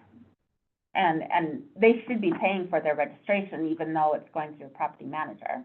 Yeah, Or but are we they- go through and do all the process, we put a You lot do. of the You do. materials in their homes, so like fire maps, all that, like Yeah. I pull that. I pull, Oh, yeah, you know, no. like that's, Oh, so you're saying they have to go and get, they have to go do their inspections, like, I no Okay. longer want them associated with me, whether it's Right. with sanitation, fire department, et Right. cetera. right, Because if all of a sudden I get a red flag because they didn't clean their sheets, because there's, Mhm. so Right. that's, yeah, I get it. technically, yes, that's their registration, but like, that's their licensing, but same time, they still need to go through Yeah. and, Okay, So what we've That- done in the past, like if we're in the middle of a year Uh-huh. of fire inspection and health inspection, we will do a photocopy, or we'll scan it and email it to the homeowner once they've left. okay, Because technically, the health license through the state is current. right, You know, for they- that year, They yeah. get that, they get evidence of that, so they can come into the city Mhm. and hand the fire inspection, the current health license, all that. But, Yep. yes, we want to disassociate immediately on Right. termination. Mhm. So they have to figure out how to make their EVAC maps, and they have to figure out how to do things. So I think we need to then put that, it needs to be in the ordinance then, that if it goes from a professional property managed to, you know, they decide they wanna do it themselves, then we need to put that in here that they Okay. need to get re-inspected. Cause right now, that's not there. They would just have to reapply, it doesn't necessarily mean they have to get a reinspection, because they'll have to do that annually. The inspection is associated with the property, so Yeah. Tim. Right, okay, cause that's what I'm, And I'm, yeah. the registration will capture that. Exactly, yeah. Yes, the registration captures whether or Yeah. not they're Or the current. re-registration. on fire. but don't they, the registration though is for the property and the property owner, even if it's property managed. I guess that's what we need to put something in there that they either have to. Do you know what I So mean? can we read it real quick? Okay, And then sure, we'll, yeah, from there, we can perfect. decide what we Yeah. need to add to Which it. one are you on? So professionally managed short-term rental, and that is, you guys don't have page numbers, but it's Yeah. page 10. So any residential dwelling that is rented on behalf of an owner to the general public for transient occupancy of 30 days or less for compensation by professionally licensed property manager. A person, and this goes through the definition of what a property manager is, also via the state. So that's helpful. Then property manager may be licensed, be the licensed owner, sure. Should I, do you wanna put that in the definitions? Professionally licensed property So manager? this is actually in definitions already. Okay, So all of these are in definitions. okay, of the business registration, okay. So do you need Earlier to on. put that in there again? No, what I'm saying is this is literally the definition section of Oh, okay, chapter 2, short-term lodging Oh, of okay. 907. we're in definitions, is what you're Yeah. I know, that's what I'm saying, if you wanna pull that out of there and just put it as its own definition, of professionally licensed property manager? We certainly could. I like to keep them together, just because, I mean, it doesn't matter to me Okay. left or right, honestly. I just put it here to where it'd be easier to find all in one spot. Property manager may be the licensed owner, designated licensed property manager, or property management company. So that's the potential people who can actually be that human. Property manager or property management company will be designated as the primary contact for occupants, city staff, and/or emergency services. Professionally managed short-term registrations will be assigned to the tax-assessed property determined by the Property Tax Assessment Code, the designated property manager or property management company, and the corresponding owners of that property. If you change your property manager, property management company, or if your property manager or property management company changes, you have 7 days to submit those changes. So that would be if we go to a different company. Now here, we can add,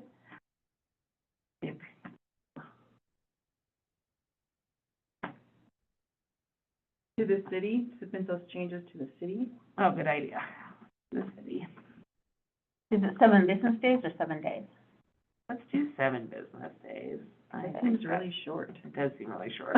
At least give them 7 business days. I mean, So we could do 30. I would I say think let's 30. do But that 30. being said, if you're making that decision, like, you've already thought that through. Well, and, like, yeah, you've I mean, already I guess if you have vetted. a falling out with your property manager and you've 7 got- business days, how about? Yeah, or, You know. what are your thoughts? Well, I'd give 30? 30 days. 30 days. Because, as you know, Chelsea, I mean, the people that are in our pool, they really have no idea. I mean, sometimes they have no idea what we do to Mhm. stay current. Yeah. So there's quite a learning curve if they want to continue on their own. Well, this is Well, goes this to is another to property. go to a different manager. Manager to manager. Well, still, I think 30 days is fair. Yeah, Because that's a lot of setup. they have Well, to you're gonna take your, decide- you're gonna pull all your stuff out, and that other property manager is gonna have to go in and put their stuff in. Yeah. I mean, it's the Set up all same the listings, thing, I do mean, all the it's photos. like, But I mean, like- Well, that's a lot from the city's If there's, shoulders too, to make if sure. the property owner is like interviewing or vetting another property management company, I mean, sometimes we can't even schedule a meeting with someone in 7 days because of our tempo. Yeah. So, I mean, I think a little And the longer. city too has to then Yeah, like get on it. Yeah, I think So- a little longer. do you wanna do 30 business days or? I put in 30 30 days. business days. Yeah, Okay, let's just do 30 days, yeah. 30 Okay. days, Either 20 business days or 30 days. 30 days to submit changes to the city. Okay. If you choose to change type of short-term rental, this is something I'm adding, so if you guys wanna look at the screen, even though it's impossible to see up there. I'll see if I can zoom this in for everybody. Okay. So just based off these definitions, Okay. I'm just gonna do an example, I don't know if we have to keep it in there. Well, it's also like if I've gone to, and And actually, this I'm one's managing right my here. own property as an owner, and all of a sudden I don't wanna deal with it anymore, and I wanna go to Jen and Piney and say, could you manage this for me? I mean, do they really have to go and reapply for everything? I think we would, yeah. Mm-hmm. I mean, we'd have all this stuff done from them already, because I've done that, but like, Okay. I have had to go through, I have to sign them up, I have to pay any Okay. registration fee, like, Okay, Yep. okay, because it goes both ways, I guess, is Yeah. what I'm saying, so. so let's actually put that, sorry, I'm really zooming in. Because I mean, I could kind of see that more than the Registration other, it's like you try it on your own, you're like, crap, that's a lot of work, I don't wanna do it anymore. Well, that happens. Help me, A lot of those, help me. Application procedure for a new business registration, Well, no, that's good. certificate to be valid, you can find all. Thanks, Rod, for coming, appreciate your input. Thanks, Rod. Let's see, where was that? We have registration transfer, which we don't, I think we do include those here. are not transferable. Owners cannot take their registration to a different dwelling unit. Does not carry over if they change the ownership of the registered, that's, yeah, if you sell your house, it doesn't go with it. Yep. And then people have to apply. Cannot be. Fee-based homes do those. They do. You're kind of encumbering your property for a long time.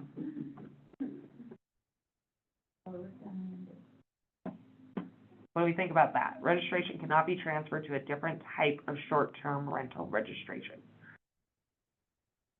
Does that track? Does that make sense? So again, professionally managed to individually, or professionally managed to on-site management, like, or temporary? What's the, Different definitions. yeah, do we call them categories or types or whatever? I think that's where we're having an issue, is we don't really have it designated for, Yeah, I mean, I guess I kind of have a, I don't know. I mean, like, let's say, I have a duplex and I live on site all the time, so I'm exempt, but I'm still registered. And then I move out, and now I'm not living on site anymore, and half of it's long-term and half is short-term. So you're saying I would have to go and re-register for that whole thing again? I am gonna pull this up differently too, because I guess And we're I gonna would finish. that would kind of make me a Let's little finish with our crowded. definitions, I guess. Okay. Because one thing is owner-occupied short-term rental, the definition of that has changed. Because Right. having there's on-site, or Right. there's owner-occupied. Which is like the true, but okay, I'm saying on site. So if it's on-site, that means you are there and you have somebody Right. there 24 hours a Right, day. but let's say it's a duplex and I'm there 24 hours a day. It's the same tax assessment code, not it can be. Right. Well, what it- I'm saying is, are you actually there 24 hours a day? Because that's what the big designation difference of this was. It's like, are you actually gonna be there for the entire time that somebody's in space? Because that's why we changed that, is because the way that they had owner-occupied was, Yeah, you but, can't go run and get errands, you can't go to Billings, like, those types of things when you have somebody in the space. so owner occupied though, that would be, So owner occupied, any residential dwelling that is rented on, or I'm not gonna go into that one again. I is the same for pretty much everybody, Okay. except for residential dwelling that is rented by or on behalf of the owner to the general public for transient occupancy and is designated as the owner's primary residence and must live at the property for no less than 6 months of the year. At the owner's discretion, they may have their home professionally managed. The property will be only listed as available during the dates designated by the owner to the city in their application, no more than 6 months throughout the year. Dates are required to be sequential. Dates are not required to be sequential, apologies. okay, Owner-occupied short-term rental registrations will be assigned to the tax property determined by the property tax assessment code and the corresponding owners of that property. and that's just because we created that class so it's exempt. So if I wanna go, 4 If months you're down to sober- Florida when it's crap weather here, I can list it Yep. as a short-term rental with Mhm. property manager, and it's not gonna count against the cap. Yep, correct. And so then we have on-site managed. So any residential dwelling that is rented by or on behalf of the owner to the general public for transient occupancy of 30 days or less for compensation and has an on-site manager on-site at all times during the entire duration of public occupancy. On-site manager may be the owner of the residence or a designated on-site management company or manager. On-site management will be designated as the primary contact for occupants, city staff, or emergency services.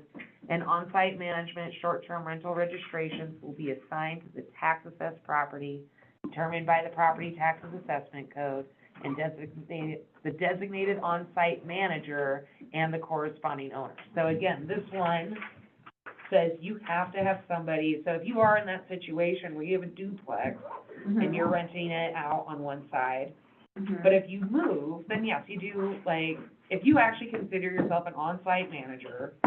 But I'm talking difference though between, the cap versus having to re-register. Because I'm still the owner of the property, I'm still managing the property, so I shouldn't have to re-register it. It just changes where it's Okay. at in the cap, in the threshold, or the limit, whatever we're calling it. Limit. Right. So just because you change where it's at in the limit doesn't necessarily mean you have to re-register it. Unless the limit has been reached.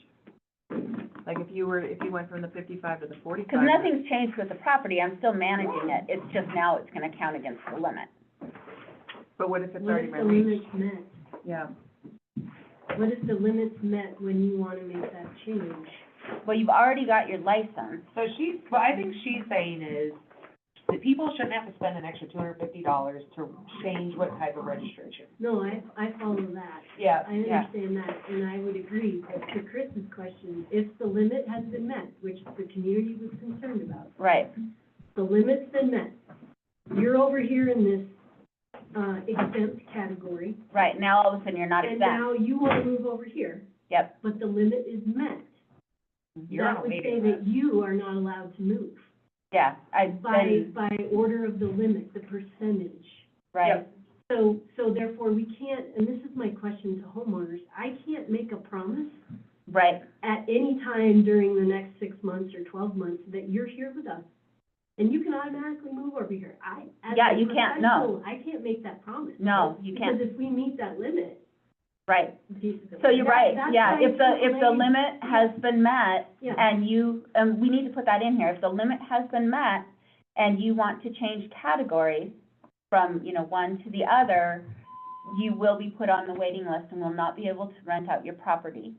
that's, during yeah, that I mean, time. my professional hat says, I wanna know Right, what to say to this homeowner right. by the So letter it's of not the just law. about, they won't necessarily have to re-register and pay an additional $250 fee because they moved out, but they may not be able to rent their house out because they'll be on the waiting list, Right, right. so. Okay, so that's, when people, like, sometimes we have agreements that somebody's gonna terminate in 8 months from now. Yep. Right. And I can't make a promise as to. No, and where you the shouldn't limits are. have to, it's Right. like, no, this is the way it is. You're with me, you're guaranteed your spot, because I can renew it every year. Yes. You go out on your own, Yes, the limit may be met, and that's and what, you're done. right, Until you're on the list. You're not done, but you're put on a waiting list. not that it's on us, I just wanna be able to No. instruct them and Right. inform them accurately.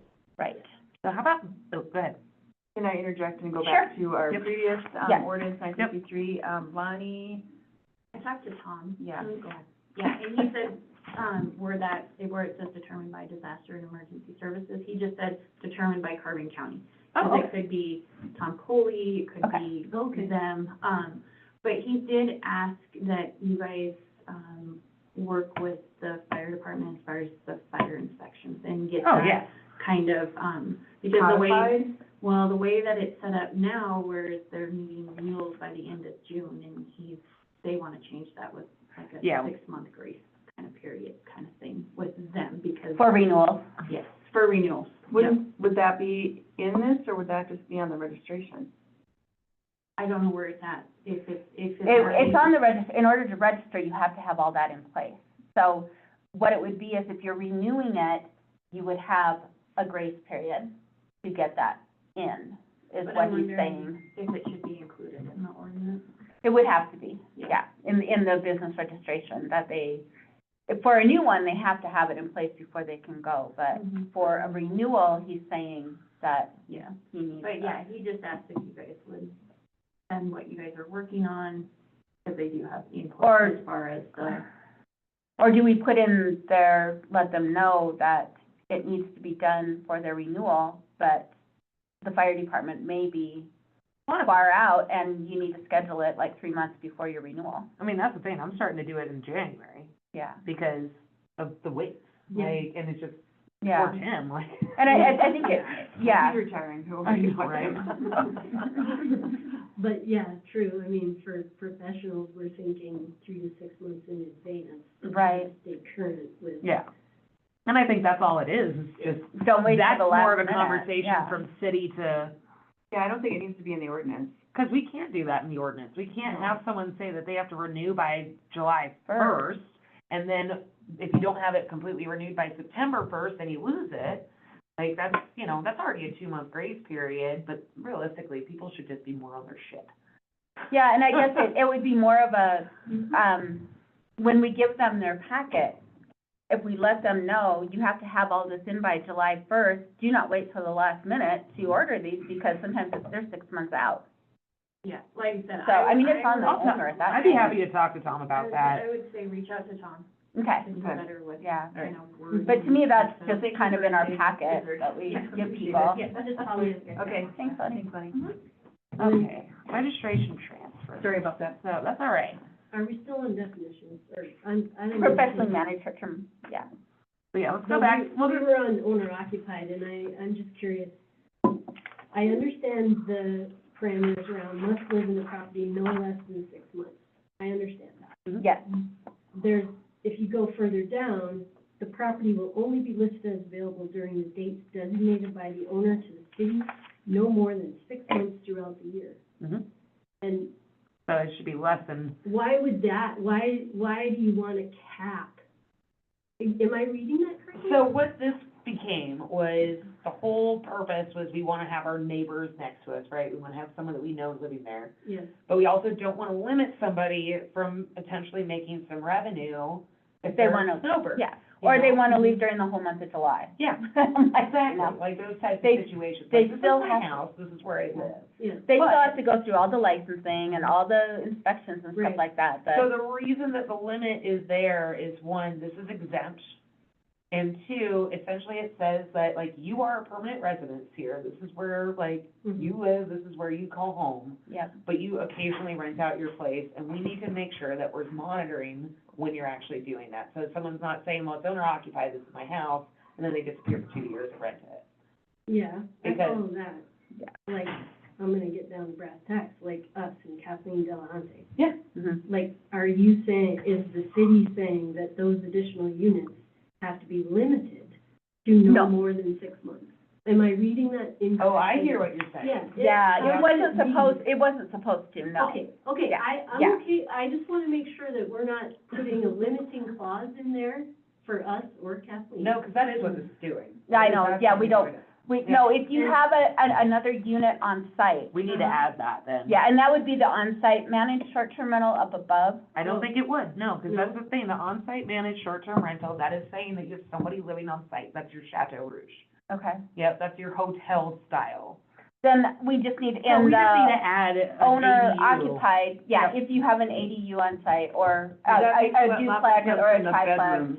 Yeah. Like, Yeah. nobody rents out their bedrooms. Yeah. I mean, I did it No. once and that was awesome. yeah. That was my introduction into short-term So, property management. That would be owner occupied short-term rental, that, Like you? He licked me right in the ear, it was, Oh, my God. yeah, never Oh, again, God. never again. Oh, He wow. tried to get into my room when I was sleeping, I was not, it was Oh, God. real bad, Oh, like, God, that's a horror story. yeah, so, Well, I just wanna make sure that. Right. That. yep, no, I hear you, I'm gonna add that right we're not now. limited to 6 no, months during the no, year. and that wasn't supposed to be, it's that you live here for, 6 or more months Yeah. out of the year, and you just wanna rent out your house for the summer. Yep. Cause you I can't follow stand that. tourists. I follow that, I just wanted to make sure we Not weren't projecting Or, at all. I know. limiting. Or, it's winter and you hate snow, you wanna go away for 4 months. tourists and, I know, You're then in you the put wrong it there. business. I know. Well, you probably live in the wrong town, but you won't go there too bad. Okay, so the owner may choose to rent, You might be miserable all summer long if you hate tourists, just saying. additional space on their property. Oh, we're gonna have to fix that language a bit, but I'm just gonna get it in here so we remember it's here. Yeah, perfect. Owner may choose to rent an additional space on Thank their you for property, coming. such as, dog class. Oh, that's fun. Okay. separate living quarters, ADU, et cetera. Now, on the on-site managed one, we had talked about the Alpine. If they install a manager 24 hours a day Yep. in that HOA, Mhm. that would then count as the on-site Mhm. managed short-term rental. Yep, if you But have, they have to have paid staff on-site 24 hours a day. And they only have one EIN there, right, versus Chateau Rouge where they have like all multiple EIN? No, you're still gonna have, both of them are individually- still gonna have individual individual, owned Cause it's not houses. gonna be an EIN, like really an EIN is not what we utilize for this. I'm sorry, not the Yeah, EIN, the LFT. They'll have property individual tax assessment code. assessments. Right, Yeah, Yes, correct. they'll Okay. have individual tax assessments. But that is only one up at Alpine. No, right? they will all have individuals. Oh, Each one of so- those is individually owned, each one is individually Just like taxed. the chateau. Oh, just it's like the Okay, I chateau. thought it was different from the chateau, okay. Mm-mm, no, Yep. no, but they would have, if they want to be exempt from the cap and be able to sell those units, saying, you can rent this out anytime you want, then they're gonna have to have 24-hour paid staff living on site. Which they do. Yeah, Yeah, I don't know if they do or not, but yeah, I know they have a manager, so, yeah, I don't know yet, they're still developing Yeah, their and- system, as far as I know. They get better, I'll tell you that. All They, right. they needed to get their hot tubs in order. I was called by a friend for help. And I was like, All right. I need to tell Okay. them to get their shit. No, I So, think that's So all. we got sounds owner wonderful. occupied, I did add here, if you guys wanna look at the screen, cause I added it directly on there. An owner may choose to rent an additional space on their property, such as a separate living quarters, ADU, et cetera, without restriction of total days available for rental. Is Perfect. that track? Yep, Yeah, that's good? correct. Okay. Yeah. I'm glad that you mentioned that, cause otherwise Yes. I would've totally missed it. I know, because once we do this, we don't want to have to touch it again. for a long Exactly. time. So on-site managed short-term rental, again, that's when you have somebody there on property at the entire duration of public occupancy. And again, that one also carries with the manager or the on-site management company, whatever that looks like, the owner and the land. So essentially, if someone were to, and I think this is where our differences with like owner, we still gotta get into that, but I'm gonna think on that a little bit as we go down. So professionally managed, we went through. If your property manager or property management changes, you have 30 days to submit the changes to the city. And then we also have temporary short-term rental, any residential dwelling that is rented by or on behalf of the owner to the general public for transient occupancy for 30 days less for compensation. The property will only be listed as available during the dates designated by the owner to the city in their application, no more than 60 days throughout the year. Dates are not required to be sequential. And at the owner's discretion, they may have their home professionally managed. A temporary short-term registration will be assigned to the tax assessed property determined by the tax assessment code and corresponding owners. So what that says is if you have someone who literally just goes away for July and August, they can rent it without hitting the cap.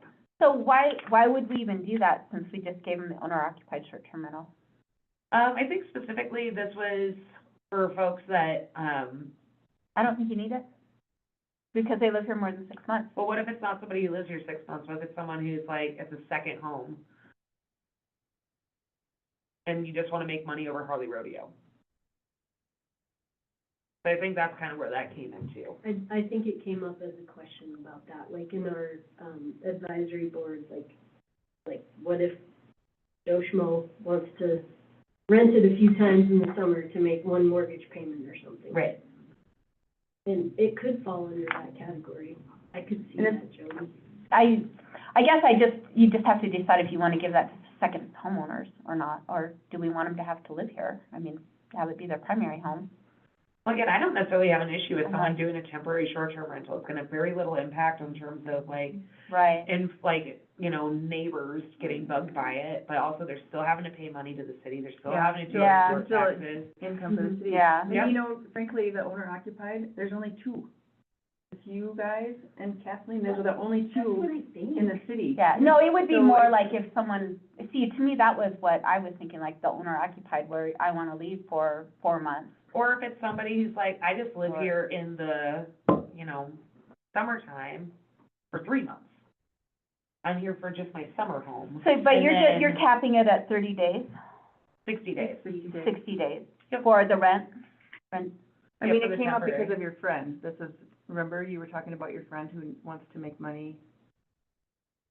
He leaves for the, maybe it's not your friend, maybe it's somebody else's friend. So essentially, this is someone Okay. who, if summer's here, still wants to be able to rent their house out a few times in the winter. Okay, But they can only have it advertised for 60 days. So say they Okay. do it for March and February, or March and December are two busier, winter months. and they have to say when they're going to rent it. It Exactly. won't be listed on the, VRBO site all the time, and, oh, wait, I'm Exactly. under 60 days, so I don't count this year. Alright. Okay, I think Exactly. it actually will probably, once people realize it's part of the ordinance, it'll discourage some of that too, because they won't wanna jump through the hoops Yep, yeah, to do that. yeah, right. They'll, instead of just saying, oh, come stay at my house and give me $300, exactly. then I they think that's, can't do that. Yeah, not that that won't happen, I know, it all. but if it does happen consistently, it gives the city an Well, and opportunity to say you can't. The do reason why we're saying we're doing this too is for public health and safety. You have to have your fire inspections, you Yeah, have to have yeah. your health and that's inspections. exactly it. This covers all of the potential opportunities for Okay. people renting their houses. Yeah. To where Okay. people still have to get licensed, registered, and Okay, inspected. and pay resort tax. And pay their resort taxes. So that way, no one's missing, Okay. we're all on I'm a okay level with it, playing field. I just had to click in my mind how that was, Yep. why we were doing it separate and things. Okay, so now we gotta figure out where to put, we have the application, I gave one of these to Dave, and he's great. Actually, 'cause I have this too zoomed in to figure out where the hell I am at. So there's a couple of different sections. We have definitions, applicability, regulations, application procedure for opening a new business. Right. Maybe that's business registration, fees, and terms. All current and future city ordinances, resort tax these- zoning, building, health and fire codes, needed application. And why is there nothing under regulation? Is that just there for placeholder, Regulations 3.2. 324? It might just be there as a placeholder. 'Cause again, I took this one from Danae, I was just adding in the definition, so I think we do need that. So, we'll talk to Danae and see what her thoughts are with regulations. 'Cause I'm not sure why that's there. I think it's just because this is actually a copy of chapter 1. Could you, I don't know how, under regulations, can you refer to this, ordinance 963? Because it's, Well, 'cause I think a lot of the regulations should be in here. So realistically, this doesn't cover much in the way of how you're supposed to Well, operate. No, and that's where we were gonna talk about the, zoning, Yep. that has all these regulations in it, That and needs to none of move it's into in the here. code. I got it. Yeah. So that, I think that's where those are gonna go. Yeah, right. So I don't know if you wanna switch over to the zoning, if you wanna start going over that now, or if you wanna, Is that this one? Yep. Okay.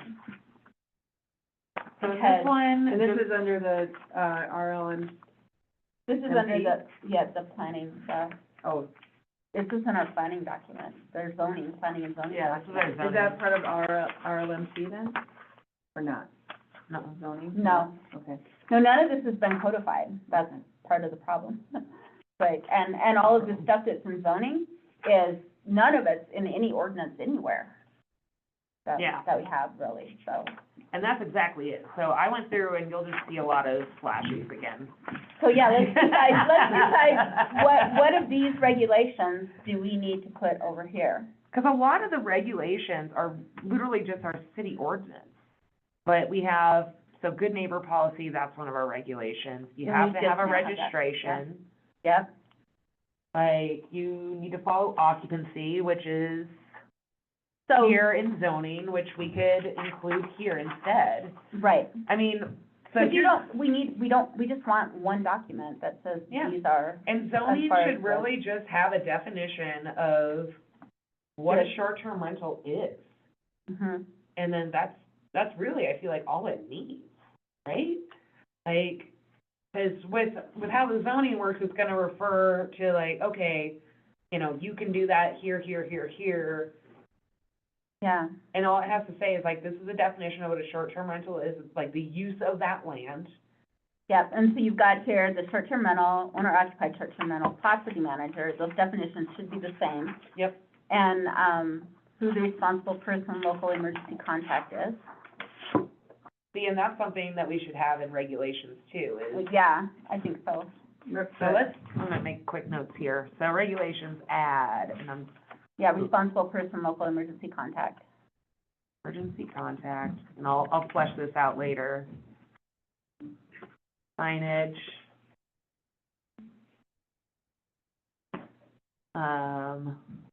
Do you have that one? Oh, you want that one? No, I was seeing if there was, is this on tonight's agenda for anything? No, this is a work session that Yeah. we're just hammering all this stuff out. Yeah, that's what we, Emergency contact signage, inspections required. What other things do we need it from regulation? So, well, compliance with laws, yeah. Local laws, state laws.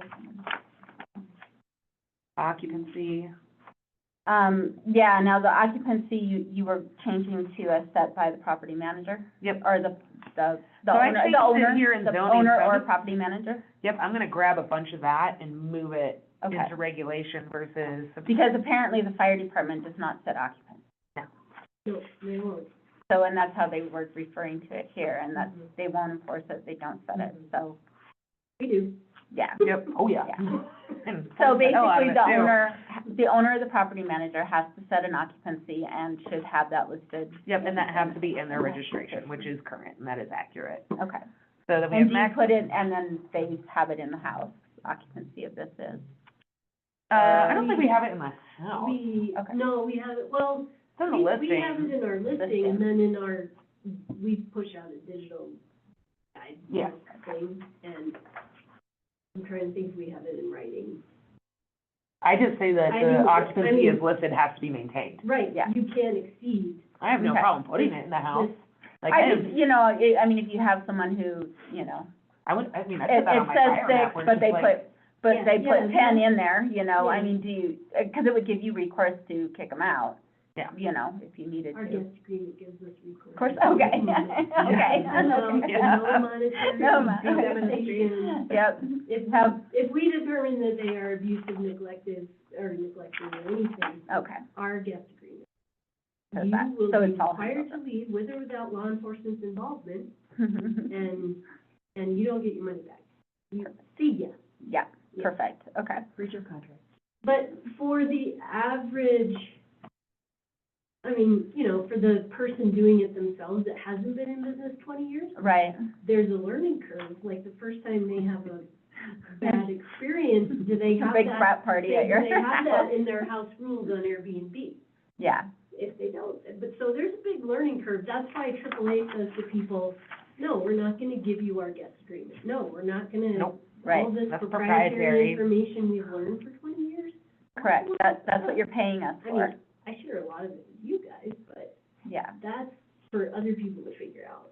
Yeah. But, not free. yes, yeah, I mean, Okay, All right, so for the average person then, if you're not, you know, do we want to ask that be put up in the homes, the occupancy, as set by the property we could even manager? add that, I know you just got the good neighbor policy all cleaned up and pretty, but like, we could add that onto the good neighbor policy, It's totally fine to add anything you want. I mean, where that's- like there at the so- bottom where it has that important information, just put a line item, it's like, this home's occupancy blank. And they Yeah, can just there literally you go. write it in, and it's already something that they have to have posted in the house. That's perfect, yep, So this, let's see, local contact for this property, because we have to do a resolution, I mean, it's just discussion tonight, so. Yeah. so we wanted to say maximum max occupancy for this house. Yes. As set by property manager or owner, or whatever you want to say, This dwelling, this one. property. Short-term rental agreement. All right, so basically, I'm gonna take everything out of zoning. Well, that's just it, I mean, and they do that with a lot of other business type things too, where they put everything in there, and I'm just like, that's really not the place for it, because then we have to change our zoning in order to change the rules and regulations for a certain business. Okay, so I will add that. While we have 7 minutes left, I think, you guys, have you looked through this part?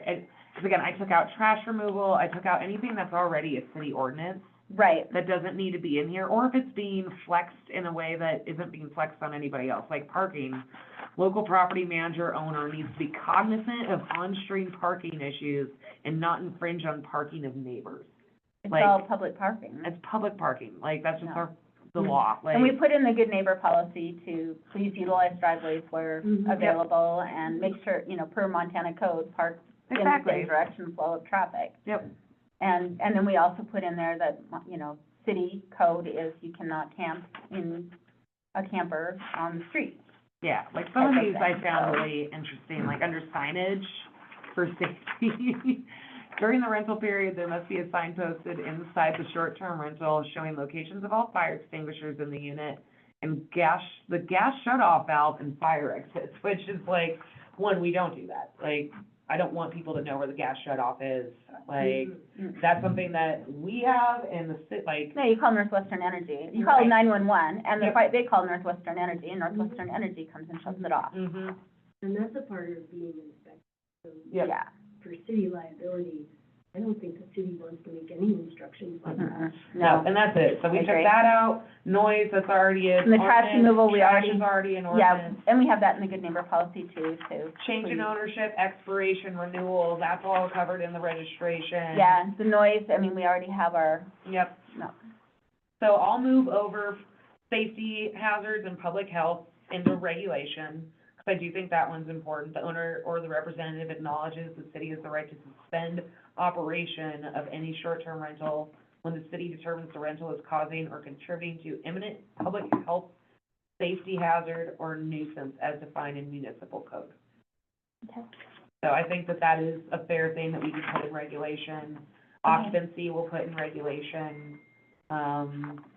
Compliance with laws, that's totally Okay. fine. We'll put the emergency contacts. Yep.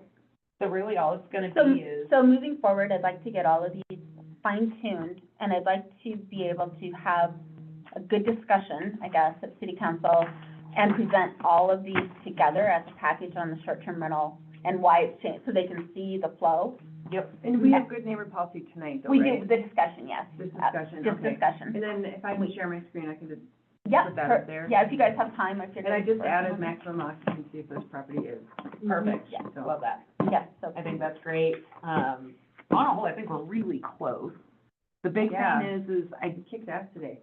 do, Even with the whole. in an hour, just like, Well, thanks for like Thank you, yes. taking, Thank you, all of thank it. you. and Yes. Doing it all. It's like, when you got on land use and planning, I'm like, no. Even though I put you there. I was like, no. Honestly, I like it. One thing I do wanna ask before, just for a little direction for me, one, do we feel like those definitions belong in that definition area, or do you want there to be a category section? I think, the only reason why you do a category would be to say, these types Mhm. are exempt, and then, Which is already clarified in the Yeah. ordinance. But, But then also, that will be for more so, like, okay, what language do we wanna use for change of type? yeah, that would be the only thing that I would really want. Like, if I were, like Janet Piney, they're living there now, so they're exempt, but what if they decide they wanna move out to the country and like enjoy some acreage? And it's still owner occupied, but now it's not exempt. So we need to say that if you change categories, you will, and the Or just, what threshold. if your definition changes? Yeah, but you just need to say that you won't have to get a new registration. However, if you changed category and that category cap or limit has been met, you will have to be on the waiting list. Which I think that belongs here then, Okay, because this is really referring to the Yeah. cap. yeah, That's yeah. true. But So- it needs to be written out that way, because there's nothing, it just says that if you sell your property, you lose, it doesn't go with it. But if you change so- category, then, and the limit has been met, you will go on a waiting list. That's really all you have to say, I think. When the review happens, and we know where we are percentage-wise, we're at 10, we're like at 10%. 10%, okay. Yeah, it's like 10.1 or In, something. there's 10% in the or. See, that's the thing, I haven't seen that Category? number. I did, and we were still good. We're gonna run into owner occupied issues before we will property management, I think. I But, mean, general versus. yeah, general, yeah. That's what I meant, 'cause yeah. it was like. Yeah, and especially if Alpine has a 24-hour on-site person, then that's really gonna lower the number of property managed sites Yeah, 'cause I that think we we have. have like the ability to have like up to 250 between the Yeah. management companies. So, I mean, And I guess we're my, at my, 30, like, my question, I mean, I think the push was that, the reasoning is that if it's property managed, we know the property managers in town, we know how to get a hold of them. the process we is easier. Honestly, we prefer them to be Mhm. property managed, so they're making it an incentive, like, if you hit the cap here, we'll go list it with the property manager, and you'll be okay. You know, so, you know, the owner occupied, yes, will very well could, or the general, could hit it way before the property manager Right. will. Right. I just wondered where the general one was. It was fine, Okay. the last time I checked with, Danae, and it's been a couple months. Yeah. But it was it was after all the renewals went out in Mhm. July, August. I've got So- that paperwork if you wanna see it Yeah. somewhere in here. I was just curious if we were. She did like a recap of where things are right now. Yeah, and I'm happy with the, we're not close yet answer. That's okay. yeah, no, I mean, and the fact that we are at, you know, and it does come down that, you know, if they do hit the limit on those, it could be changed in the ordinance. If someone, you know, a future council wanted to do that, or do they just want to keep that in there, that, well, that's your incentive to go get your property manager's license or list it with them? Mhm. Because there is an out, and that was Denison's big thing. It's like, if you limit this, you have to give them the ability to switch from one to the other. Either they list it, or they go get their own property manager's license. Mhm. And then, and I think on that, application, we for sure need to be asking that question, because Genesis are really not. Like, if you're a realtor, you probably, if you're, you know, I don't know, Sandy was just saying that, Oh, realtor is like, if you're a broker, yeah, it's you just broker, okay. automatically are A a property manager. So we Like, need to you're ask, technically licensed. yeah, so we need to ask that question to make sure that we as a city are categorizing people correctly. Mhm. Mhm. Just because you're not listed with you Well, or here's the other Jen, thing, but too. I'm a broker, then I'm a property manager. Technically though, you can, but one thing to note with that is like, whenever you rent a property, so like, when you have a lease agreement, there's a little box that you check where this is an independent, away from my brokerage, away from my real estate Mhm. company, not Okay. associated. So I am doing this as an individual and an owner versus as a like as a landlord or Mhm. as a broker, because you might not necessarily want to take the risk or impose that property onto your business. Okay, So, but we should ask that question. yeah, Because I'm pretty sure right now, the way Alpine Basin is operating is Andy's the broker. Okay. To my knowledge, Hilarious. he has not, and I'm just saying, to He my might hire knowledge, somebody. they haven't, but, yes, but without a property management license, that person can operate under his broker license. And But he's taking that liability on he takes himself. that liability, Mhm. absolutely, and he's very involved. I'm Right. not saying Yeah, that he's yeah. not involved. But it's the same at the Chateau. The person who's working the front desk, who's answering all the questions and stuff, is not a property manager. Exactly. So I mean, it would we be happen the to same be- thing, yeah. We're all like this, but Right. that's because, But it's the difference between being exempt from the limit versus Yeah. not, I mean, so. that's his choice. Yeah. And technically, by law, he's allowed to do that. He can employ an office manager. Right. He can employ head of housekeeping, he Front can do all desk. that, as long as he's willing to take the responsibility Right. as property manager. Right. Or Right now, all of those rentals they have are going under the property managed site limit. certificate of Yeah, business yeah, registration will be yeah, 'cause designated Amy's as broker. defined. So I get Okay. that. I mean, Okay. that's the way Bill Kiley did it. Yep. And We he did it have for to, years. we have to make sure, I guess, that we're asking that question. Sure. To make sure that Yeah, it's totally legit. Because there are a couple brokers in town that own like 3 or 4 properties, and they're, you know, I don't know if where they're at, if they're being as owner occupied, or if they're actually under property managed sites or not. Right. And that, you know, like with T-bid, I mean, if they are a broker and they're managing 3 or more units within the city limits, they're required by Okay. legislation to collect T-bid. Okay. We have some outliers that aren't yet educated. Yeah. T-bid tries to educate them gently, and then. People have been pretty good. Yeah. People are pretty good. Yeah, people have been really good lately. I think this has helped a ton. And then also the fact that, a lot of those folks, we've actually had people trying to be a part of T-bid with only 1 property, Yeah, which is interesting, yeah. which we don't do. We do 3, because specifically, part of the perk of being a T-bid is you get to be on the Beartooth Highway map. And if we Yeah. had every person and had them all listed, All 200 units. that would be silly. Yes. Yeah, Okay. so we had like, I think it was close to 2,300 dwelling units, and we were at like 197 or something like that. Yeah, So we're under 10%, we're at 10%. Yeah. I remember because we've that. had so much building go on. We have, yeah, and it's only, yeah, Yeah. I'll get that information for you, and, Denise. and when we are presenting all of this, we should do that report of the numbers at the same time, so people don't think that we're just creating these new categories because we're getting close to Yep. the limit, because that's not the case at all. No. We I are don't trying want, to I don't be want the public to accommodating. think we're like throwing out everything that happened last year. Trying to just clean it up. You can make Yeah. a copy if you want. And I think that's the big thing, is just to say we're trying to clean it up, we're trying to put the codes, the regulations where the regulations need to go, Mhm. and, Doug, did you have anything? I'm sorry. You're so No. quiet over there. Well, I've learned a hell of a lot with our 1, 2, and No, I appreciate you sitting through our Is it- yeah. meeting. Next year, your life will be different. I know. You'll have a little bit of background. I know. But I think, even though,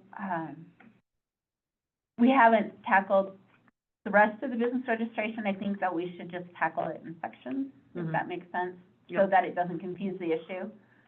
So that, okay, here we're gonna do short-term rental, we'll update this part first, and then we'll go back and we'll update all the rest of it, so that the fees, you know, how we change the categories of the businesses. Okay, I'm doing this, so, I'm like working on it now. So yeah, I think what I'm gonna Unless do, it's just again, for this little bit of direction, so we have these definitions with like, I think I'm actually gonna put these in categories. We'll still have the definition of general short-term rental, owner occupied, and then we'll have a category section, the same way we do for like vendors, bars, restaurants, all of our types for any other business registration. We're gonna do I'm gonna do general, all those pieces broken down with their criteria. And so that way it just makes it a little bit easier with language, like, again, looking down here, where it's, you know, let's see, application procedure for new business registration. I think I'm gonna put that there to where, the registration will be designated by type. If you change type, you must notify the city, and type, I think type is the way to go. So, I'll redraft this and send it to you guys. I'll probably work on this today, just so I don't drag it out. All right, and I have just a couple things for you on. Perfect, yeah. That, can I ask you a Yes, question? of course. So I just want to clarify what I'm doing, just because I'm trying to wrap everything Everything up. up? Yes, And you guys are gonna get to continue on, but I wanna be done by the end of the year and not Yes. have to like drag it out. yes. So next council meeting, we are going to discuss the CPACE with the resolution that Carolyn sent me, right? Yes, and it'll be discussion, yes. Discussion, okay. Paid. And then, And I'm running that meeting. And then also for the second November meeting, Okay. I will write a resolution adopting the good neighbor Oh. policy. Okay, Should we adjourn your meeting, Discuss it guys? tonight.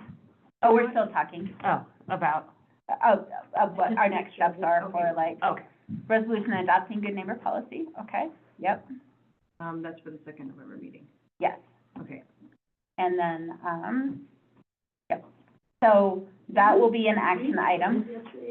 And then, And I this think, will be People are like, discussion. really, you guys do that?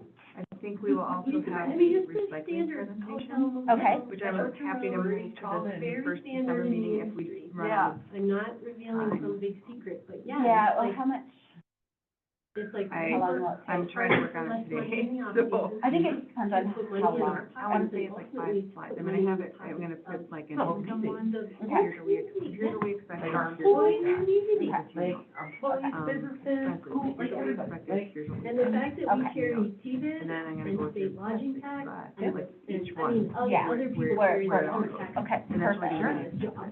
Okay, But, I'm not gonna get too deep of it. but. Okay. No, that'll be- like 10 minutes. okay, no, that'll be good, and then, that should be Like, fine. again, I without it, don't know what else they will have, I don't Yeah, know so where, just know that that part's flexible. And I Okay. can push it off. okay. And then, because I don't know, I guess we'll find out where the airport's at, if that's. And I can even, You're I in mean, I charge. will come back. Oh, thank you very much, Sharon. I remember doing these It meetings with, won't, because it's not, it's gonna be like probably 5-10 minutes tops, so. Yeah. I was more worried about like I told her, like 10 minutes, Yeah, 10 minutes. not a half hour. And I will, I'll reiterate, and I'm just gonna, I'm gonna be like, how do you tell it? Okay. I'm just like, this is what the program is Yeah. in my mind. Yeah, And then perfect. you're like, go through and do all these things that we wanna do. Yeah, perfect, that'll be great, yes. Because like you say, it's gonna be a no-brainer. I think so. Okay, we'll go ahead and adjourn the meeting.